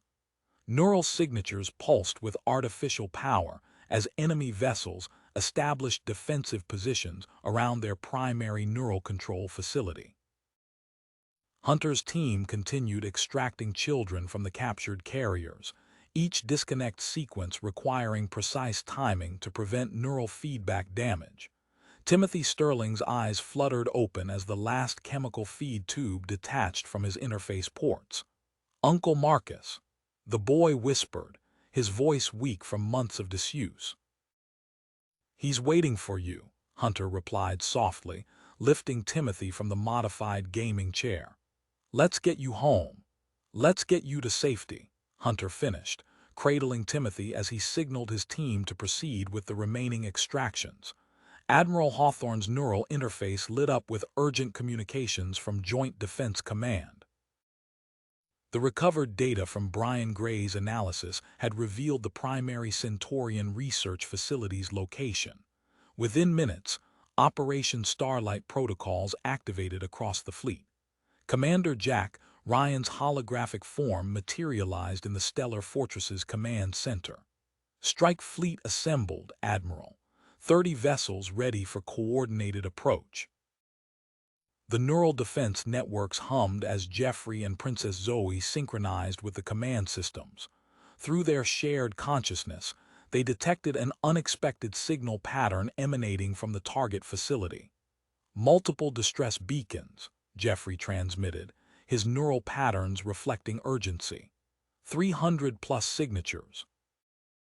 The children's combined neural outputs are penetrating Centurion security measures. Brian Gray's analysis programs process the signal data, generating detailed facility schematics. Neural mapping complete, transmitting internal layout to all strike team commanders. In the ENS Sentinel's medical bay, Dr. Mitchell calibrated the latest batch of neural stabilization units. The devices integrated seamlessly with captured gaming interfaces, their displays showing stable synchronization patterns. 200 units ready for deployment, Dr. Michael Gray confirmed, checking the final calibrations. Withdrawal suppression protocols verified. The newly assembled Neural Rescue Division moved through their final equipment checks. Colonel Kane inspected each human Daxamite pair's modified combat suits, verifying the portable synchronization units. "Neural protective fields at full capacity," Kane transmitted to Major Hunter. "Teams ready for insertion." At the Proxima installation, Thomas and Lyra's breakthrough with the quantum disruption field transformed the operation's tactical approach. Captain Torres watched as fabrication units produced the portable generators. 50 field generators complete, Torres reported. "Loading onto strike team vessels now." Commander Thorne's secure channel crackled with encrypted data. "Asset contact established." Dr. Venn confirms willingness to assist, transmitting facility access codes. Lieutenant Stone's verification programs analyze the Centurion scientist's credentials, codes authentic, security protocols mapped, identifying optimal entry points. The Stellar Fortress's neural cannon control room blazed with activity as Colonel Stone coordinated 20 paired operators. Their combined consciousness generated a massive defensive screen, masking the approaching fleet's signatures. Screen stability at maximum, Stone transmitted. Approach vector secured. Fleet Commander Vix's engineers completed the final conversions at Recovery Base Alpha. The abandoned mining facility's cavernous chambers now housed rows of specialized treatment pods. Rehabilitation Center online, Dr. Foster reported. All 50 chambers showing green status. The advanced scout vessel's sensor data streamed to Brian Gray's workstation. Artificial gravity anomalies detected. Neural-controlled defense platforms confirmed. Gray's fingers flew across his interface, modifying the neural bridge command system. Upload bypass protocols to all paired operators. Platform override procedures ready. Commander Ryan's fleet moved into position, maintaining perfect formation behind the Stellar Fortress's defensive screen. The modified generator units powered up across the strike vessels, creating overlapping fields of neural protection. Operation Starlight commence, Admiral Hawthorne transmitted. All teams execute primary insertion protocols. The rescue fleet accelerated toward their target, their approach masked by the most sophisticated neural technology ever deployed. Inside the lead vessels, human Daxamite pairs connected to their combat systems, ready to protect the children trapped within the massive research facility ahead. Through the command network, Jeffrey and Princess Zoe monitored the neural signatures of 300 captive minds, their combined signals guiding the rescue force toward its target. The Stellar Fortress's ancient systems pulsed with power, supporting the most ambitious rescue operation of the war. The rescue fleet's sensor displays flickered as they approached the massive research facility. Admiral Hawthorne's neural feed lit up with urgent data. The facility's defense grid had detected their presence, despite the Stellar Fortress's screening field. Multiple weapons platforms activating, Lieutenant Stone transmitted. Neural signatures indicate child operators engaging defensive systems. Initiate protocol gentle override, Hawthorne commanded. Brian Gray's carefully designed program activated across the fleet's neural interfaces, broadcasting specifically calibrated frequencies to disrupt the facility's control systems without harming the young operators. Commander Ryan's voice cut through the tactical channel. Team Alpha, deploy quantum generators. Create your corridor. Major Hunter watched through his helmet display as the sleek devices activated, creating expanding spheres of neural interference around the facility's perimeter. The defense platforms within range powered down, their Neuralinked operators temporarily disconnected from Centurion control systems. Perimeter secure, Hunter transmitted, leading his team through the quantum-deadened zone. Moving to primary access point with stabilization units. Inside the facility's environmental control center, Dr. Ven's access codes granted Marcus Sterling's technical team full system control. Sterling's fingers flew across the interface, introducing Dr. Mitchell's neural protection compound into the air filtration system. Compound dispersing through all sectors, Sterling reported. Chemical neutralization beginning. The effect was immediate. Throughout the facility, the harsh blue glow of neural control compounds began to fade from the tubes feeding hundreds of imprisoned children. Colonel Kane's teams moved through the secured sections, setting up portable medical stations equipped with emergency synchronization chambers. First group disconnecting, Kane transmitted as his operators carefully removed neural interfaces from 10 young subjects. The modified gaming systems pulsed with soft light, safely transitioning the children's neural patterns back to normal baseline functions. Dr. Michael Gray's voice came through the medical channel from Recovery Base Alpha. Neural pattern stabilizing. Continue with extraction protocol. The ENS Sentinel sensors sparked warning signals across Captain Tor's neural feed. Energy spike detected in Central Research Wing. Neural amplification array powering up. Lieutenant Stone's team moved through the facility's corridors, their combat suits' neural synchronization units glowing as 3 human Daxamite pairs maintained protective fields around them. The massive array loomed ahead, its crystalline structure pulsing with dangerous levels of neural energy. Beginning shutdown sequence, Stone transmitted, his team spreading out to access multiple control points simultaneously. The facility shuddered as Centurion reinforcement vessels appeared at the edge of the system.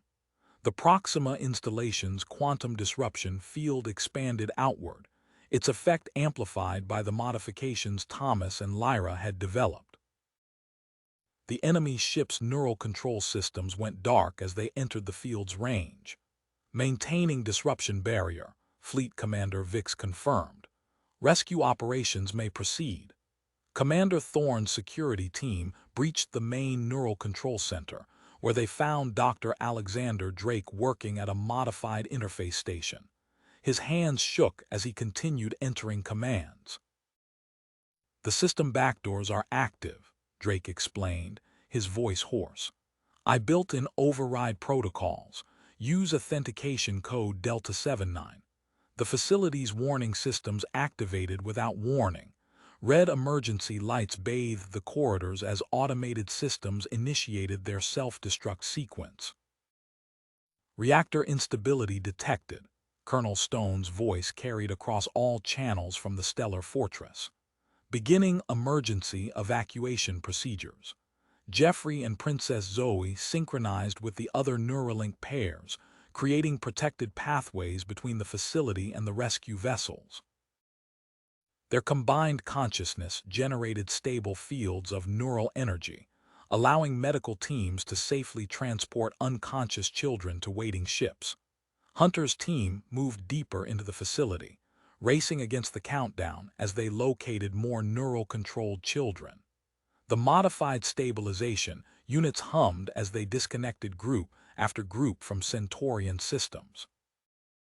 243 evacuated, Dr. Mitchell reported from the medical channel.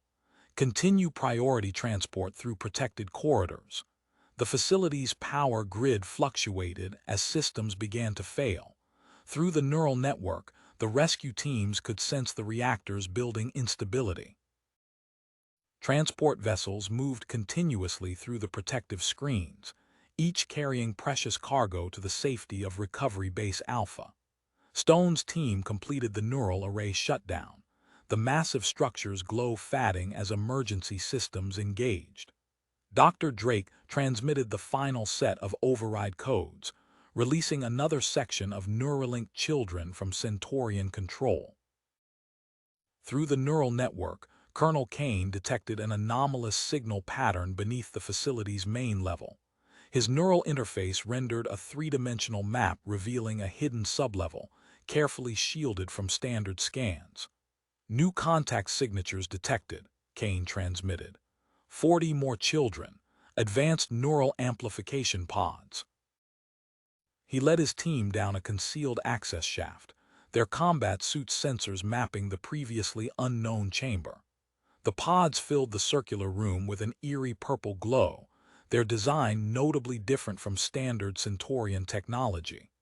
Each connection point pulsed with complex energy patterns, indicating dangerous levels of neural amplification. Brian Gray's voice cut through the tactical channel, accessing Dr. Drake's hidden protocols now. The system architecture contains embedded backdoors.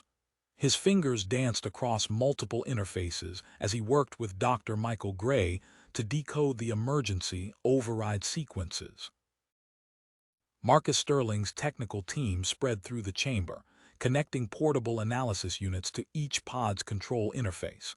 "Neural patterns extremely unstable," Sterling transmitted. "Standard disconnection protocols will trigger massive neural shock." The facility shuddered as another power surge rippled through its failing systems. Dr. Ven's voice crackled across the engineering channel. Reactor containment degrading faster than predicted, attempting to reroute power through secondary systems. Commander Ryan's engineering teams deployed emergency power regulators, buying precious minutes for the rescue operation. Radiation levels rising in sectors 7 through 12. Those sections are now off-limits. Doctor. Sarah Mitchell's voice carried across the medical channel from the ENS Sentinel. Cargo holds 1 through 4 converted to treatment centers. Stabilization units online and ready to receive patients. Inside the Sentinel's transformed cargo bays, rows of neural stabilization equipment hummed with carefully calibrated energy. Lieutenant Stone's security teams established defensive positions around the makeshift medical facilities, their modified combat suits projecting overlapping fields of neural protection. Admiral Hawthorne's neural feed lit up with urgent tactical data. 3 Centurion battle groups approaching from Vector 9, implementing Operation Shield Wall. The neural defense fleet moved into formation around the medical evacuation vessels, creating layers of protective coverage. Through the quantum disruption field generated by the Proxima installation, Thomas and Lyra extended a stable corridor for evacuation. Captain Torres coordinated with Major Hunter's teams, timing the movement of rescue groups through the protected route.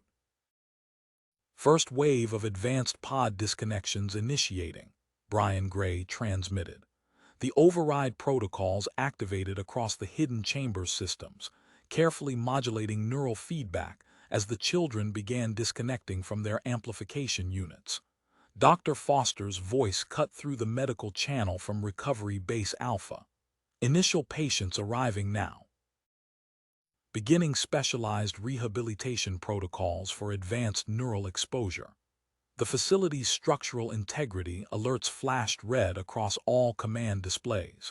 Commander Ryan's voice carried urgency but remained steady. Reactor containment failing. We have 28 minutes remaining. In the Stellar Fortress's massive synchronization chambers, Jeffrey and Princess Zoe coordinated with other Neuralink pairs to implement Protocol Guardian Angel. Their combined consciousness created protective fields around groups of evacuating children, stabilizing their neural patterns during transport.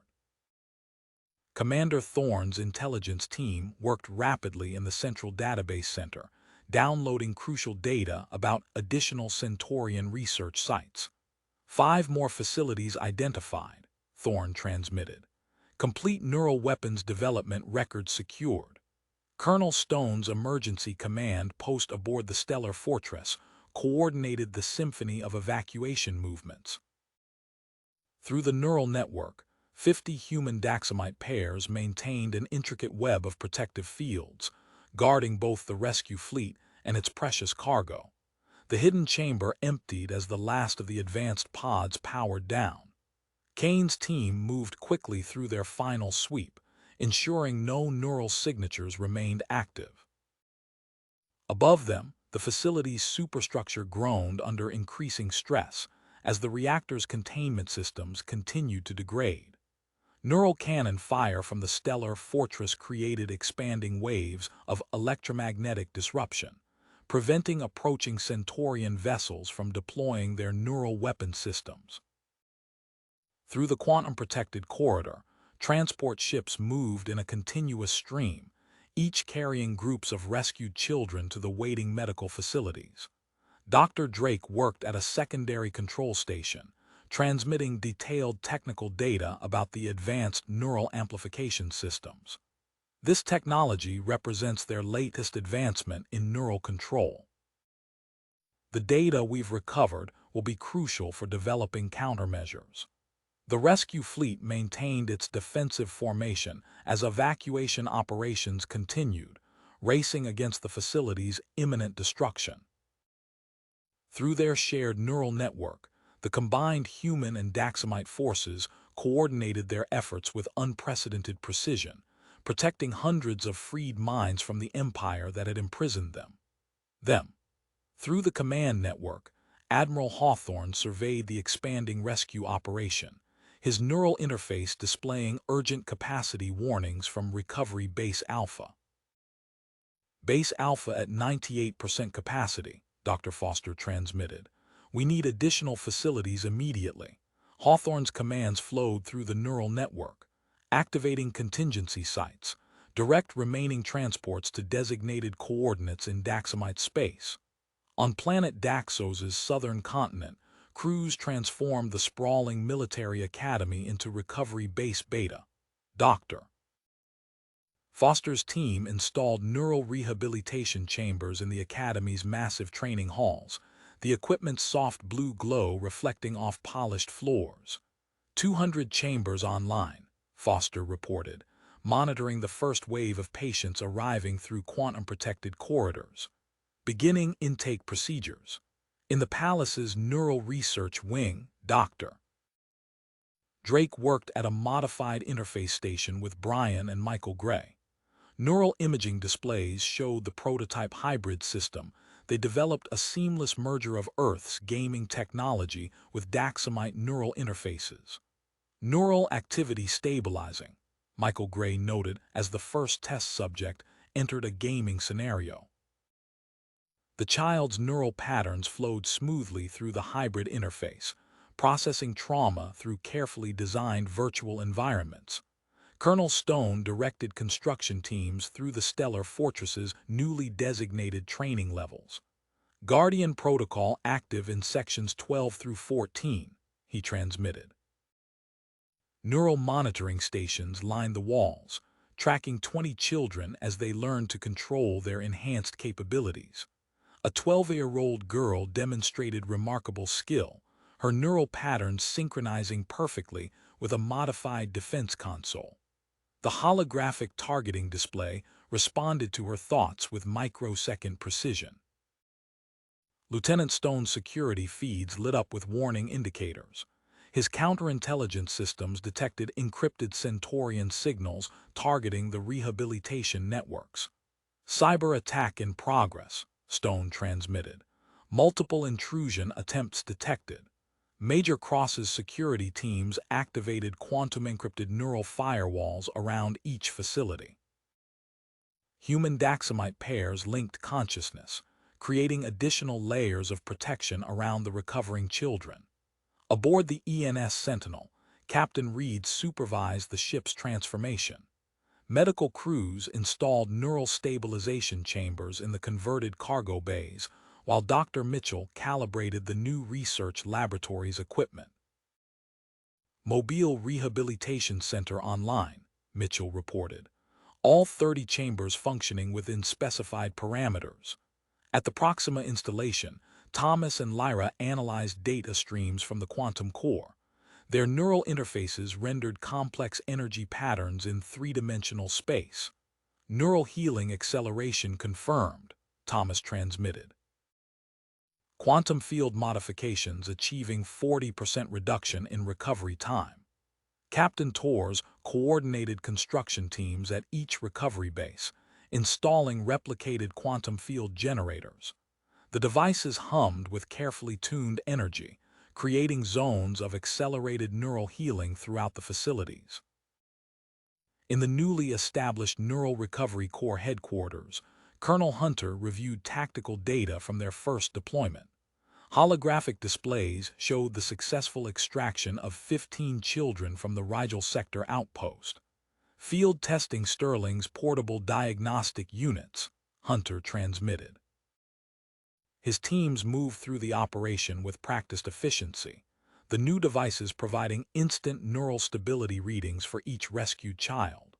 Marcus Sterling's technical laboratory in the Palace complex continued producing the diagnostic units.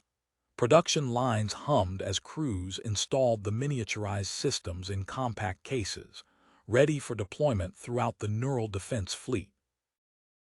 A rescued girl opened her eyes in one of Beta Base's rehabilitation chambers, her neural patterns stable for the first time in months.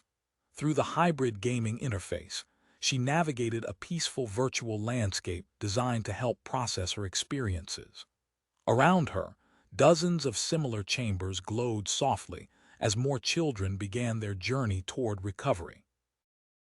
Fleet Commander Vix coordinated with Colonel Hunter through their neural link, planning the next series of rescue operations. Target data from the recovered Centurion files revealed additional research facilities requiring immediate action. The Neural Recovery Corps prepared their specialized equipment, incorporating lessons learned from Operation Starlight into their tactical protocols. Through the Neural Recovery Corps secured channels, Dr. Alexander Drake transmitted the final calibrations for the modified TerraVR systems. In Recovery Base Beta's Rehabilitation Wing, technicians installed the hybrid gaming interfaces into neural stabilization chambers, their displays showing successful integration between Earth and Daxamite technologies. Neural Recovery Gaming Protocol activated, Drake announced, monitoring the first group of 50 children entering the virtual environments. The chamber's quantum field generators hummed at precisely calculated frequencies, supporting neural pathway reconstruction through carefully designed gaming scenarios. Inside the virtual space, a young girl navigated through a peaceful mountain landscape, her neural patterns showing marked improvement as she completed coordination challenges. Next to her chamber, a boy solved complex three-dimensional puzzles, his motor control functions strengthening with each successful completion. Neural pathway regeneration exceeding expected parameters, Dr. Mitchell transmitted from her monitoring station. Emotional stability markers up 40% across all subjects. In the facility's training area, 14-year-old Jason Gray sat at a modified neural interface station. The young teen's hands rested on the control surfaces as Brian Gray observed from the monitoring station. Without warning, the room's dormant defense platform activated, responding to Jason's neural patterns with unprecedented synchronization. Energy signature matching confirmed, Brian transmitted, his voice carrying carefully controlled excitement. He's achieved perfect neural harmony with the defensive systems. Admiral Hawthorne's neural feed lit up with the test data. Through the command network, he authorized immediate implementation of the Youth Neural Integration Program. Transfer all relevant protocols to the Stellar Fortress. Colonel Stone will oversee advanced training operations. The ENS Sentinel sensors detected the distress beacon while patrolling near the Procyon sector. Lieutenant Victor Stone's rescue team breached the damaged Centurion vessel's hull, their combat suit sensors revealing 32 suspended animation pods in the cargo hold. Multiple juvenile neural signatures detected, Stone transmitted. Beginning emergency extraction procedures. The Sentinel's modified medical bay activated as the first stasis pods arrived. Dr. Mitchell's team worked rapidly, connecting each child to the ship's neural stabilization network. Through the medical channel, vital signs stabilized across all 32 patients. Commander Thorne's intelligence unit decrypted the Centurion vessel's database, holographic displays revealing detailed research protocols. Analysis confirms target selection criteria, Thorne transmitted. They specifically sought children with advanced gaming capabilities. Dr. Mitchell immediately adjusted the Neural Recovery Gaming Protocol, incorporating elements from Earth's top-ranked gaming tournaments. In Beta Base's training center, recovered children engaged with familiar game mechanics merged seamlessly with Daxamite neural interfaces. The Stellar Fortress's new Advanced Neural Operations School occupied an entire deck, its facilities designed specifically for young operators. Colonel Stone watched as Jason Gray and Sarah Williams demonstrated exceptional control over ancient defensive systems, their neural patterns flowing smoothly through the quantum-enhanced training interfaces. At Forward Operating Base Gamma, Captain Torres supervised the installation of specialized gaming centers. Thomas and Lyra calibrated the neural synchronization chambers, adjusting quantum harmonics for optimal interface with younger neural patterns. Youth Integration Protocol Online. Tours transmitted as the first group of recovered children entered the new facilities. Through the monitoring network, medical teams tracked neural stability while young operators practiced basic synchronization techniques. Marcus Sterling's Neural Achievement Tracking System activated across all recovery facilities, collecting real-time data on each child's progress. The system's adaptive algorithms identified emerging talent patterns, allowing Dr. Foster's team to refine individual training programs. In the Palace's Secure Command Center, Fleet Commander Vix reviewed performance data from the youth training exercises. The recovered children's natural neural adaptability translated into exceptional operational capabilities, particularly in defensive system coordination. Youth Neural Defense Corps authorization confirmed, Vix transmitted. The first group of qualified young operators took their positions in the Planetary Defense Center, their enhanced neural capabilities strengthening the early warning network's processing power. Through the quantum-encrypted channels, new intelligence arrived about additional Centurion research facilities. The Neural Recovery Corps prepared for their next rescue operation, their equipment upgraded based on successful field performance data. In the rehabilitation centers, more children awakened to begin their journey of recovery, each representing another step toward building a stronger defensive network for both human and Daxamite worlds.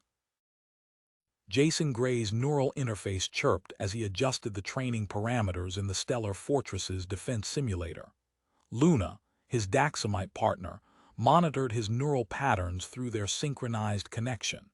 As Jason reached for the secondary control surface, his neural signature triggered an unexpected response in the station's systems.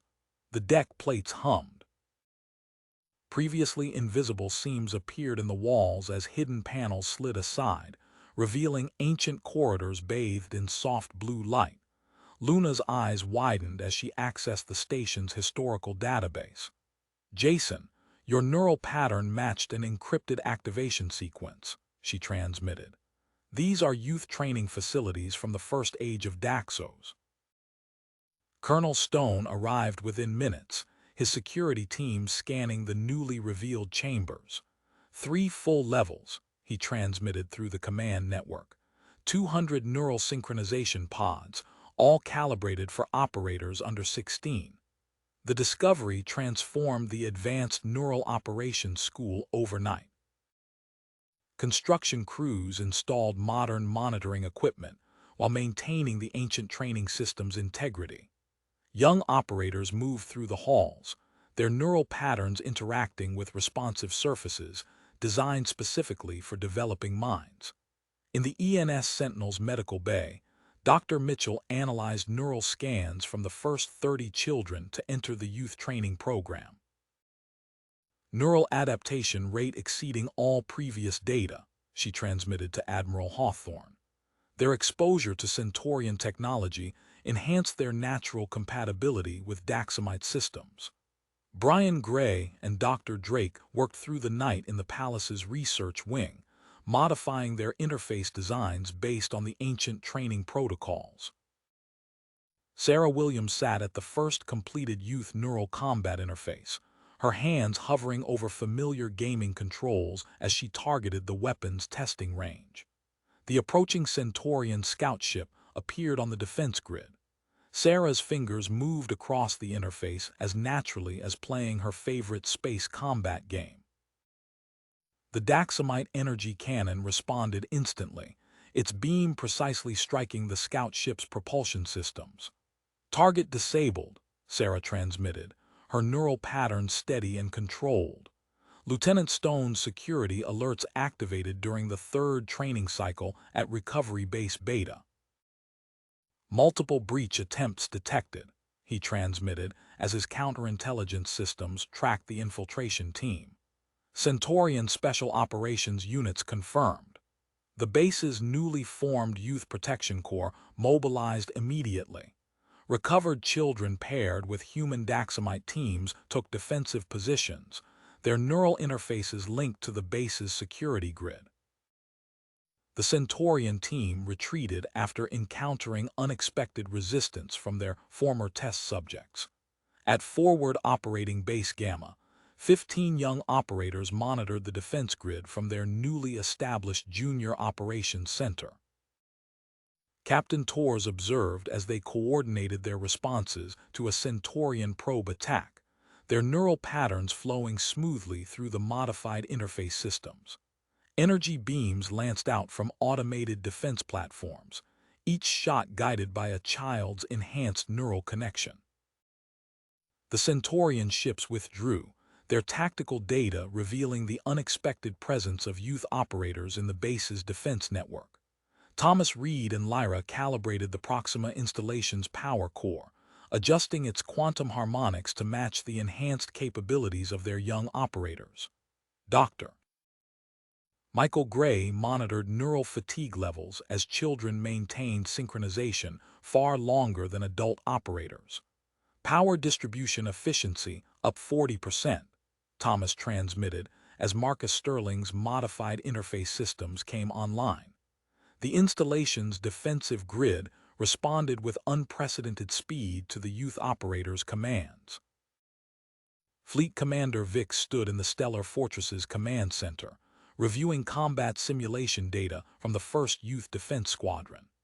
20 young operators worked in perfect synchronization with their Daxamite partners, their neural patterns creating an integrated defense network. The squadron's first real combat test came during their 3rd patrol. 3 Centurion stealth ships emerged from quantum space, their systems configured for covert infiltration. The youth operators detected the neural signatures of the ship's stealth systems, their gamma-enhanced reflexes guiding defensive platforms with pinpoint accuracy. "All targets neutralized," transmitted Sarah Williams, the squadron's lead tactical officer. Her neural interface displayed the disabled Centurion vessels, their stealth systems overwhelmed by the coordinated youth defense network. In the palace complex, King Zaxo's III reviewed the combat data with Admiral Hawthorne.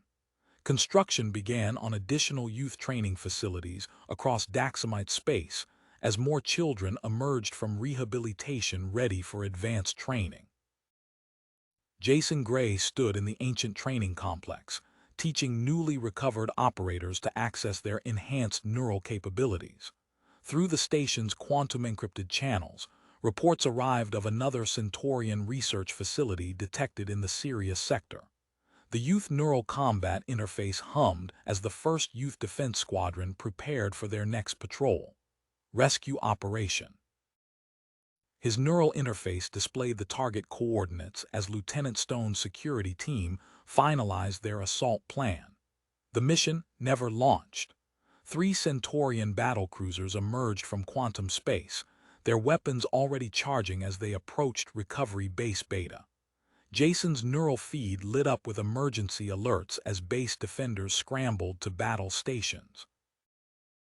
Multiple hostile signatures detected, base control transmitted.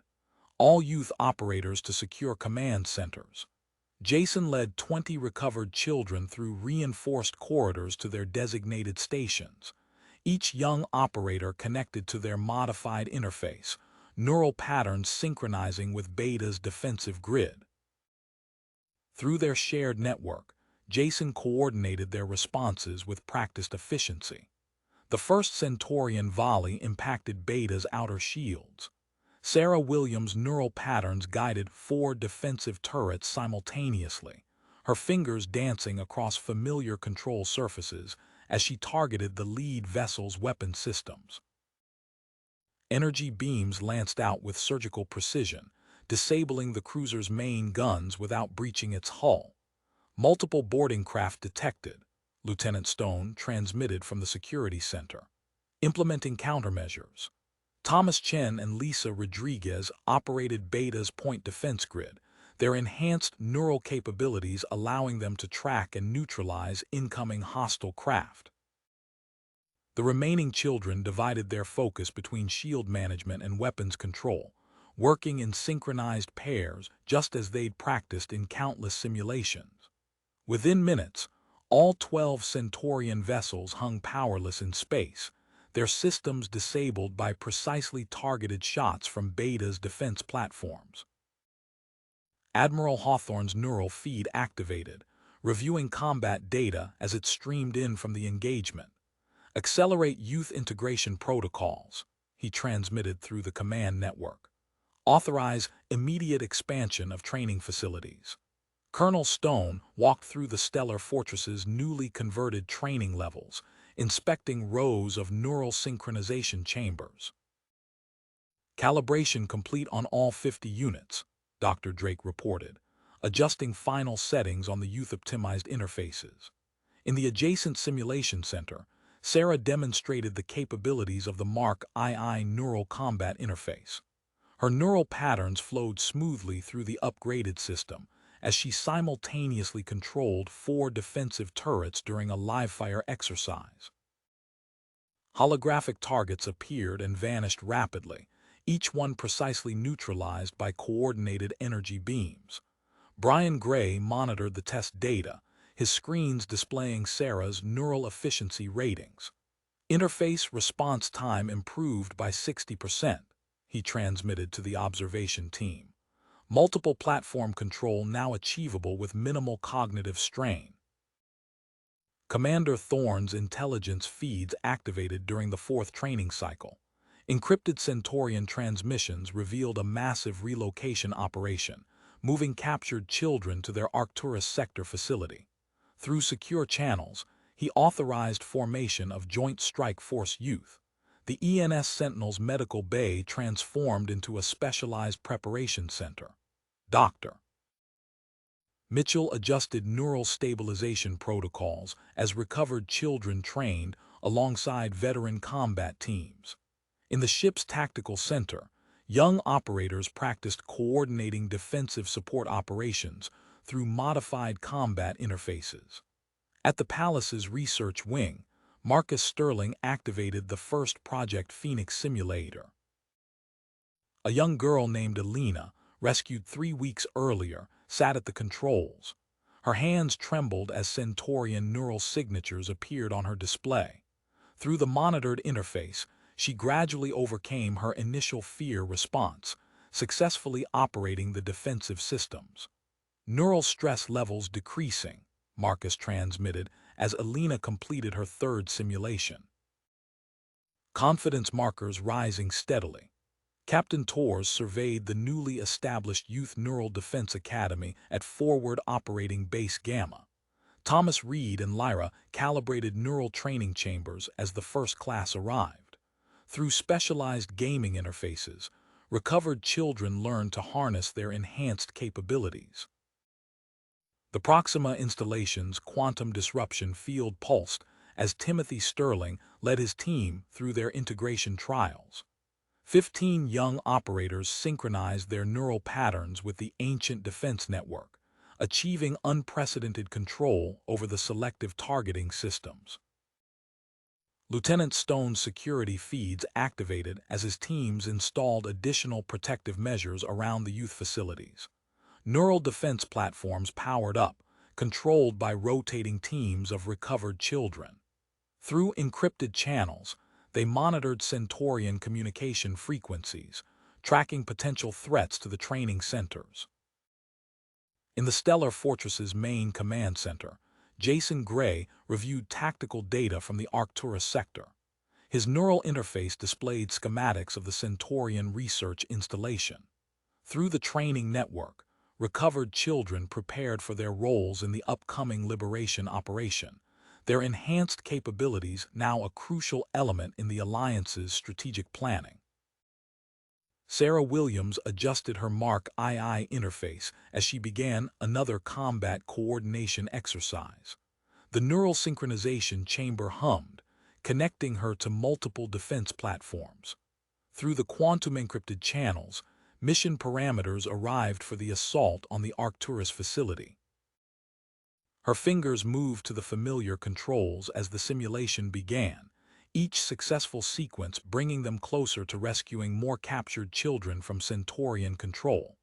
Sarah's fingers lifted from the simulation controls as Admiral Hawthorne's neural feed activated across the command network. Operation Freedom's dawn is authorized, he transmitted. All youth operators report to assigned stations.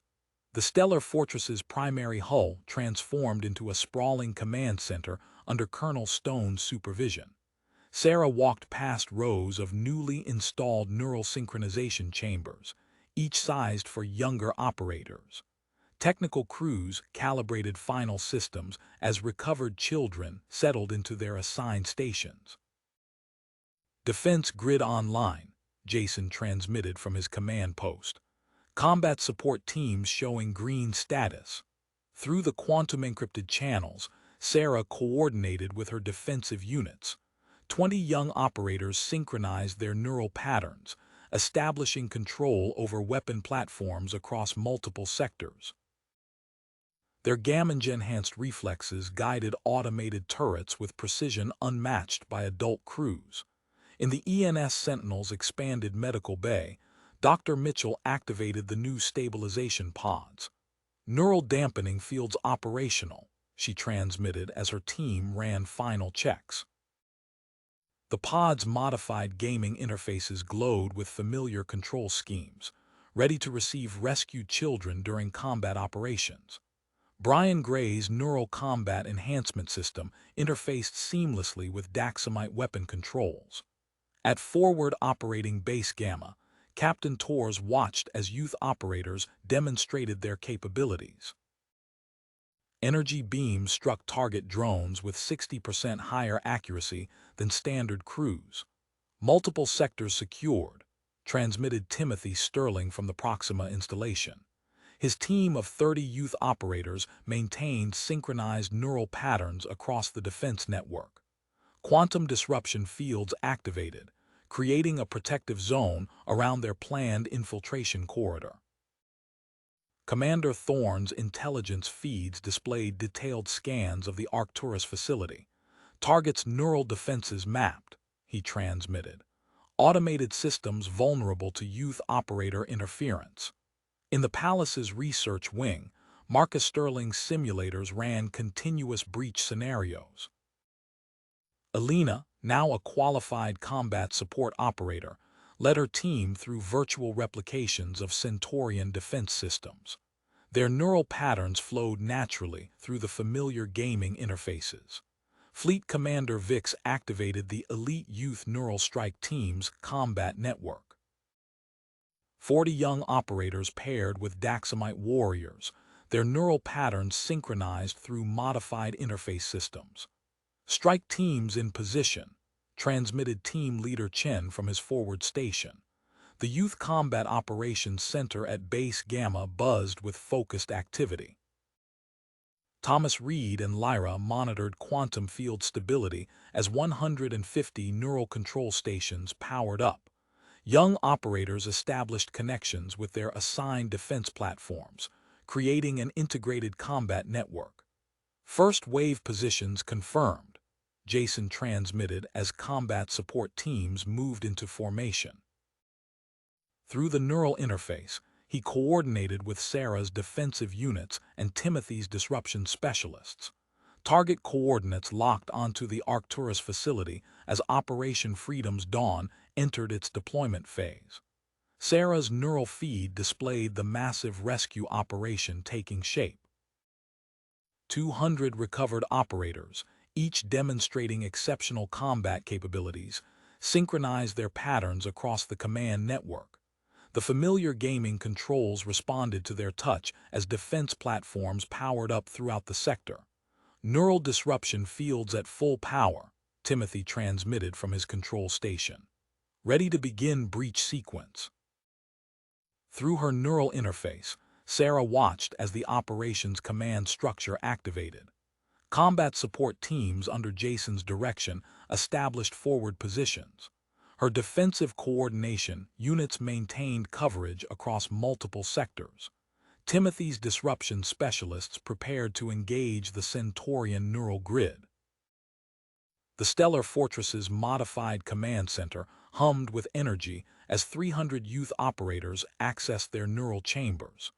Colonel Stone's security feeds tracked multiple defensive grids simultaneously, coordinating responses through the integrated combat network. Medical evacuation teams standing by, Dr. Mitchell transmitted from the ENS Sentinel. Her rapid deployment pod stood ready, neural dampening fields active and gaming interfaces calibrated for immediate response. Sarah's fingers moved to the familiar controls as Operation Freedom's Dawn entered its final preparation phase. Through the neural network, she sensed hundreds of young operators synchronizing their patterns, ready to breach the Arcturus facility's defenses. Through the neural network, she sensed hundreds of young operators synchronizing their patterns, ready to breach the Arcturus facility's defenses. Sarah's neural feed highlighted 50 operators under Jason's command as they established primary contact with the facility's outer defense grid. Neural intrusion successful, Jason transmitted. Redirecting automated weapons now. The facility's defense turrets swiveled away from the approaching rescue fleet, their targeting systems overwhelmed by the unpredictable neural patterns generated through the children's gaming interfaces. Centurion operators scrambled to counter the intrusion, their standardized responses proving ineffective against the creative chaos of youth-driven combat protocols. The ENS Sentinel launched its rapid response teams through precision-timed deployment corridors. Sarah watched through shared feeds as pairs of adult operators guided their younger counterparts into the facility's access points. The children's neural signatures slipped past security checkpoints that would have instantly detected adult infiltration attempts. Internal security systems failing, Marcus Sterling transmitted. Youth teams advancing through sectors 3 through 7. Colonel Stone's voice cut through the tactical channel. Defensive screen operators, synchronize on my mark. 100 neural chambers activated simultaneously in the stellar fortress's command center. The resulting energy field expanded outward, creating an impenetrable barrier around the rescue zone. Disruption field active, Timothy reported as his specialists engaged their jammers. Centurion communications blocked at quantum level. In forward operating Base Gamma's medical wing, the first wave of rescued children arrived through secure transport corridors. Captain Torres directed them into rows of modified stabilization chambers, while Dr. Mitchell's teams triaged severe cases. Neural cascade detected. Brian Gray's urgent transmission cut through all channels. The facility's automated systems had activated their emergency protocols, attempting to weaponize the captive children. Sarah's displays showed Brian's neural combat enhancement system engaging instantly. Recovered youth operators flooded the facility's control network with randomized gaming patterns, disrupting the cascade effect before it could fully manifest. 473 children stabilized, Brian transmitted. Cascade neutralized. Commander Thorne's intelligence team breached the central database core. Primary files accessed, downloading neural weapons data now. His transmission paused. Admiral, you need to see this immediately. The tactical display updated as Admiral Hawthorne's authorization codes unlocked new mission parameters. 3 Centurion shipyards appeared, marked as priority targets. Centurion battle groups approaching from Vector 7, Thomas Reed transmitted from the Proxima installation. Through their shared interface, Sarah watched as he and Lyra coordinated with 30 operators to maintain the evacuation corridor. Security teams converge on Research Wing Delta, Lieutenant Stone transmitted. His feeds showed teams advancing through sterile white corridors lined with prototype neural chambers. A gray-skinned Centurion in scientific dress stood waiting, hands raised. I am Dr. Vaxon. Your youth operators have demonstrated the obsolescence of our current neural interface designs. I surrender. Sarah's tactical display updated with 7 new facility locations as Dr. Vaxon's intelligence filtered through the command network. The facilities blinked red, marking them as imminent threats requiring immediate response. Through her neural interface, Sarah monitored the steady flow of medical transports heading for Recovery Base Beta. Each vessel carried children freed from neural control chambers, their minds finally their own again. The tactical display showed Centurion forces regrouping at the edge of sensor range, unable to breach the defensive screen maintained by the synchronized youth operators. "Prepare for Phase 2 deployment," Admiral Hawthorne transmitted. "All youth combat teams, stand ready for coordinate strikes on marked targets." Admiral Hawthorne's neural feed pulsed with urgent priority as the encrypted data from Commander Thorne's intelligence team filtered through the command network. The Deneb sector coordinates highlighted in stark red against the tactical overlay, a massive neural processing hub controlling vast swaths of automated Centurion forces. "All senior staff, report to Strategic Command immediately," Hawthorne transmitted. In the Stellar Fortress's primary briefing chamber, Jason Gray studied the holographic representation of the Deneb facility.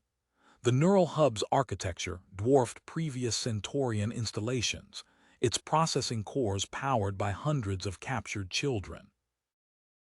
"Based on these findings, we're establishing the first Youth Strike Fleet," Hawthorne announced. "Captain Gray, you'll command 30 warships crewed by 200 of our most experienced young operators." Colonel Stone's fingers moved across the neural interface, initiating the fortress's reconfiguration protocols. Entire deck sections transformed, engineering crews installing hundreds of Gamma-enhanced battle stations calibrated for youth neural patterns.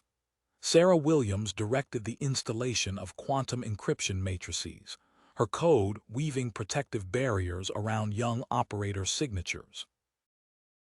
"The Youth Combat Command Center will coordinate all fleet operations," Stone explained as holographic displays illustrated the modified command structure. 300 stations, each connected through familiar gaming interfaces. In the ENS Sentinel's expanded medical bay, Dr. Mitchell activated a prototype neural combat pod. The unit's sleek design incorporated Daxamite healing crystals alongside traditional gaming controls. "Medical support for extended operations," she transmitted, monitoring the pod's quantum field stability. 50 units ready for deployment." Captain Tor's voice cut through the command channel from Forward Operating Base Gamma. "Advanced Combat Training Protocol activated." The base's central chamber hummed with energy as neural synchronization chambers powered up, their modified interfaces glowing with familiar game displays. Thomas Reed and Lyra calibrated the quantum field generators, extending neural connectivity across multiple star systems. Brian Gray's laboratories in the Palace Research Wing buzzed with activity as the Mark III neural combat system came online.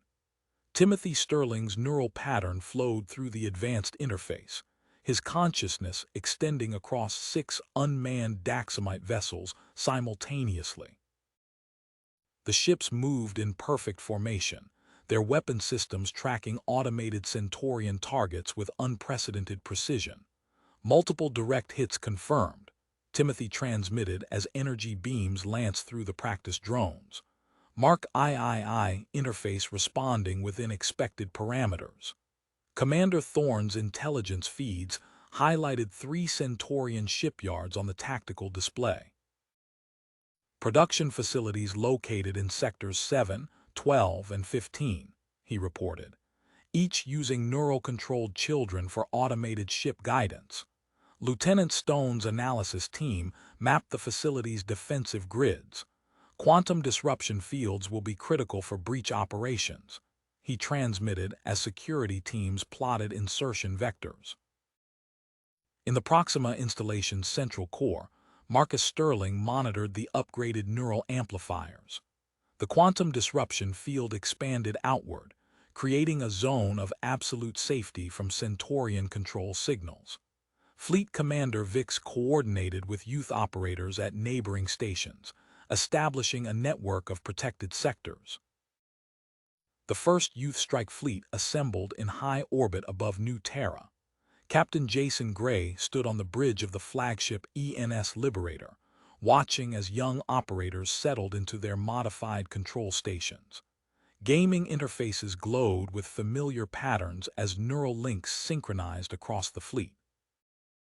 Combat preparation protocols initiated, Sarah transmitted from the Stellar Fortress's Youth Combat Command Center. Her defensive coordination teams established quantum-encrypted channels between all 30 vessels. Through the neural network, Jason sensed his crew's focused concentration as they executed precision maneuvers. The fleet moved as one organism, guided by the creative chaos of youth operator neural patterns. Traditional space combat tactics merged seamlessly with neural warfare techniques developed through countless gaming sessions. Strike Fleet showing green status, Jason transmitted to Admiral Hawthorne. Beginning final approach to Operation Neural Storm deployment coordinates. The Deneb sector's tactical overlay updated with precision target data. The massive neural processing hub waited in the darkness between stars, its automated defenses powered by imprisoned young minds. Through the quantum-encrypted channels, hundreds of youth operators prepared to breach its neural barriers using weapons they understood better than their creators, the familiar, powerful language of games. Jason's display lit up with precise targeting data as the first Youth Strike Fleet emerged from quantum transit. The Deneb Neural Processing Hub loomed ahead, a massive crystalline structure webbed with pulsing energy conduits. Strike teams, execute deployment pattern Epsilon, Jason transmitted. 30 warships glided into a three-tiered formation, their positions guided by youth operators through familiar gaming controls. Unmanned escort vessels flanked the fleet, their weapon systems synchronized through neural interfaces that felt indistinguishable from popular space combat simulations. In the Stellar Fortress's command center, Sarah Williams directed her coordination teams through a complex series of defensive protocols. Initiating disruption field coverage, she transmitted. 50 youth operators manipulated quantum interference patterns through their gaming interfaces, treating the invisible defensive screen like a multiplayer strategy game. The field rippled and flexed, adapting to counter automated detection sweeps. Infiltration teams, you have your window, Sarah announced as the disruption field stabilized. 20 strike teams accelerated toward the hub, their signatures masked by the quantum interference. Timothy Sterling's neural pattern spread across 6 escort vessels, probing the hub's defense network. His consciousness brushed against an unexpected data signature. Captain Gray, I've found something looks like a hidden access point in their command protocols. Through shared tactical feeds, Jason watched Timothy's team exploit the backdoor. Automated Centurion warships protecting the hub suddenly powered down, their weapon systems deactivating as youth operators seized control through the compromised network. Hub is initiating emergency protocols, Brian Gray transmitted from his command station. They're attempting mass neural transfer of captive operators. The tactical display showed 800 neural signatures being redirected toward deep storage units. Brian's Mark III combat system engaged instantly, youth operators flooding the transfer channels with intercepting signals. The storage process halted as young minds trained in digital warfare countered each automated response. Transfer blocked, Brian confirmed. But I'm detecting similar signature patterns from 3 other facilities in neighboring sectors. The ENS Sentinel established position in the system's outer belt, converting an abandoned mining station into a forward medical post. Dr. Mitchell's teams activated neural stabilization pods modified with gaming interfaces. Medical evacuation routes confirmed, she transmitted. Ready to receive rescued operators. Jason coordinated with Marcus Sterling's technical team as they extended quantum disruption fields around captured Centurion vessels. The ships hung motionless in space, their neural control systems overwhelmed by precisely calibrated interference patterns. "Commander Thorne, begin data extraction," Jason ordered. The intelligence officers' teams breached the hub's central core, downloading technical specifications for a new class of neural weapons. "Captain, these weapons were designed to penetrate Earth's gaming networks," Thorne reported. "Dr. Nexus's signature is all over the research files." The tactical display updated with priority target data, identifying the Centurion scientist. Jason redirected 2 strike teams to begin searching the hub's research sectors, while youth operators maintained control of the facility's automated defenses. In forward operating base Gamma, Captain Torres watched as the first transport of rescued children arrived. The base's modified training chambers hummed with activity, gaming interfaces glowing as medical staff assessed each young operator's neural patterns. "Rehabilitation protocols active," Torres transmitted. "Beginning combat potential evaluation for recovered operators." Through the command network, Jason sensed the operation's momentum building. Youth strike teams had secured 3 decks of the neural hub, while medical evacuations continued at maximum capacity. The captured Centurion vessels yielded vital intelligence about their neural warfare capabilities. Sarah's voice cut through the tactical channel.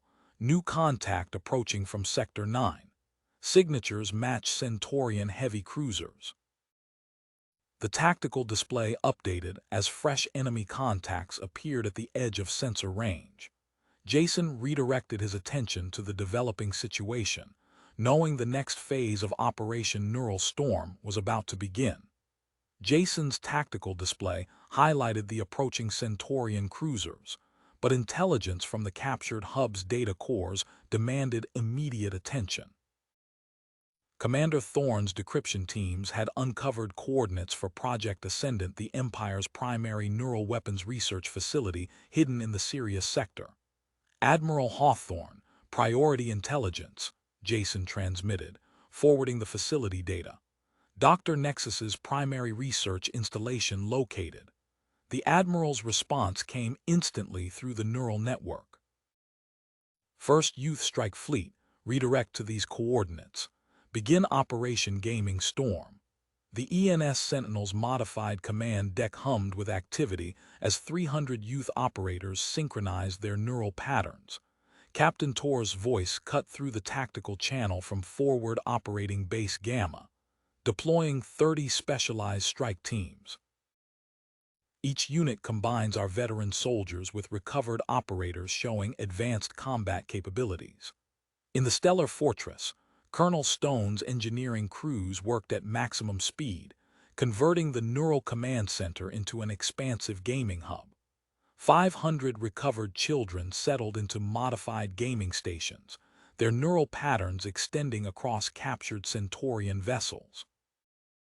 Through the quantum-encrypted network, Jason watched 14-year-old Michael Zhang analyze the incoming data streams from Project Ascendant's defensive grid. The young operator's consciousness flowed through the gaming interface, probing the facility's automated responses. "Captain Gray," Michael transmitted. "These defense algorithms, they're based on Earth gaming strategies. I recognize patterns from Stellar Conquest IV and Neural Strike Force." Jason redirected the fleet's approach vector based on Michael's analysis. "All strike teams, prepare to exploit these patterns. Treat this as a multiplayer combat scenario." The tactical display updated as Forward Operating Base Gamma's Youth Combat Operations Division engaged the facility's outer defenses. Gamma-enhanced neural interfaces translated complex military maneuvers into familiar gaming protocols. Defense platforms powered down as strike teams executed precision breaches. "Multiple access points secured," Captain Torres transmitted. beginning coordinated penetration of inner sectors. Dr. Nexus's response came swiftly. Project Ascendant's prototype neural weapon activated, its energy signature reaching toward Earth's gaming networks. Timothy Sterling's neural combat team intercepted the attack through modified gaming servers. Redirecting hostile signal, Timothy transmitted. The weapon's energy reversed course, overwhelming Centurion control systems. Warning indicators flashed across Jason's tactical display as the facility's main reactor initiated emergency shutdown. In the Palace Research Wing, Brian Gray and Dr. Drake activated the quantum gaming interface. Neural synchronization expanded instantly across multiple star systems, connecting youth operators throughout human and Daxamite space. Security teams move on the primary laboratory, Commander Thorne ordered.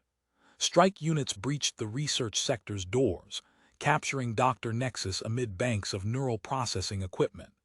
Data cores revealed plans for a massive neural attack on Earth's gaming infrastructure, scheduled within the next solar month.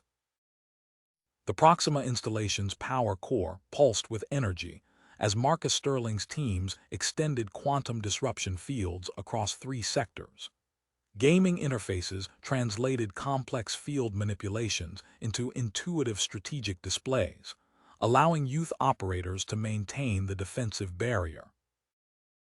All strike teams push forward, Jason transmitted as the first youth strike fleet surrounded Project Ascendant. Prepare for facility breach using gaming protocols. Through his neural feed, Jason sensed hundreds of young operators coordinating their actions through familiar game mechanics.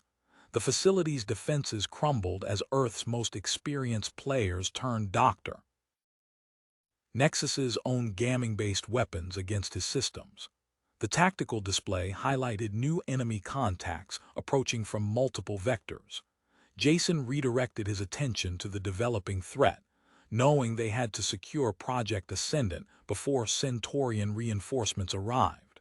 The tactical display highlighted multiple Centurion vessels emerging from quantum transit.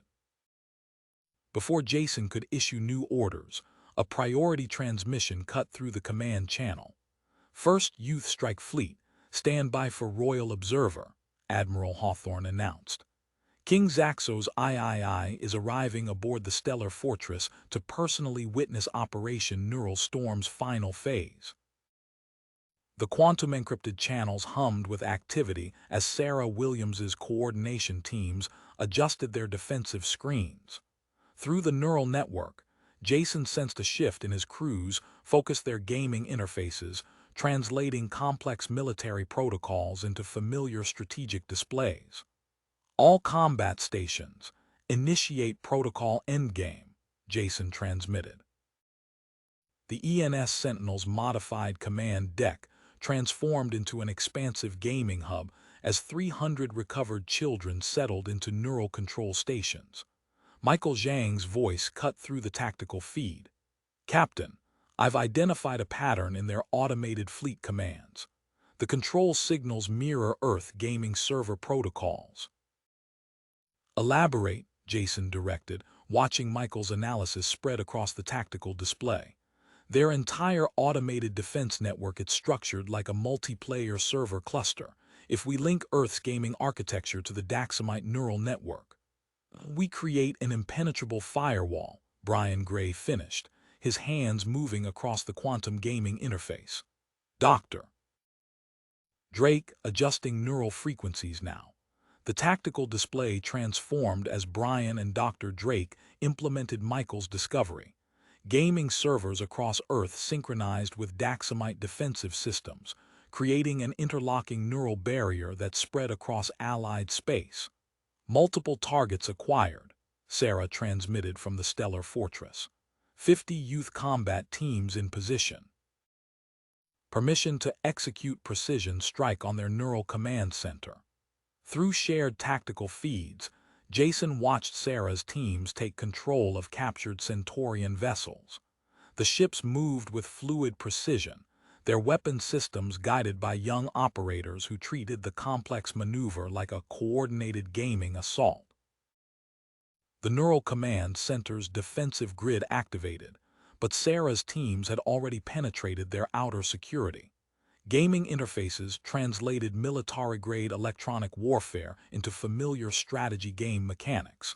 300 neural signatures pulsed within the facility, children held captive by Centurion scientists. Executing containment protocol, Sarah announced. Her teams disabled the facility's defense systems section by section, preserving vital systems while neutralizing threat responses. King Zaxo's III's voice resonated through the command channel. Most impressive. In all my years, I've never witnessed such precise control of our defensive technology.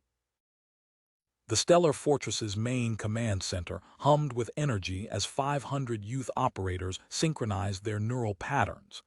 Jason coordinated their efforts through gamma-enhanced battle stations, simultaneously targeting 23 Centurion research installations.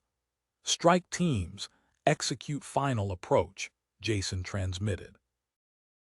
The tactical display lit up as hundreds of young operators engaged multiple targets across different sectors. Their gaming expertise translated seamlessly into neural combat techniques, overwhelming Centurion defenses with practiced efficiency. Dr. Nexus's captured research data revealed the location of their hidden fleet command center. Jason redirected the ENS Sentinel toward the coordinates, watching as 300 recovered children interfaced with neural control stations throughout the fleet. The massive space battle unfolded like an intricate multiplayer game. Youth operators systematically disabled Centurion vessels while preserving their neural systems. Each disabled ship provided valuable technical data about their control mechanisms. Marcus Sterling's voice cut through the tactical channel from the Palace Research Wing, converting all primary systems for neural combat training. The Gaming Academy's first class begins integration procedures now. Through the quantum-encrypted network, Jason observed Dr. Mitchell's medical teams at Forward Operating Base Gamma completing their final rehabilitation procedures. Captain Torres coordinated with the recovered youth, integrating their gamma-enhanced combat skills into standard military operations. The tactical display updated as the last Centurion research installation fell to coordinated youth operator attacks. King Zaxo's III watched from the Stellar Fortress's command center as hundreds of young operators demonstrated complete mastery over Daxamite energy weapons through their gaming interfaces. Jason's neural feed highlighted new tactical data as the combined Earth-Daxamite defense network expanded across multiple sectors. The quantum gaming interface pulsed with activity, translating vast amounts of military data into formats instantly recognizable to young operators trained through gaming systems. "Neural Command Center fully secured," Sarah transmitted. "Beginning evacuation of recovered children." The tactical display showed transport vessels moving into position as youth combat teams maintained control of captured Centurion facilities. Through the gaming network, Jason sensed thousands of neural signatures synchronizing with Earth's defensive grid.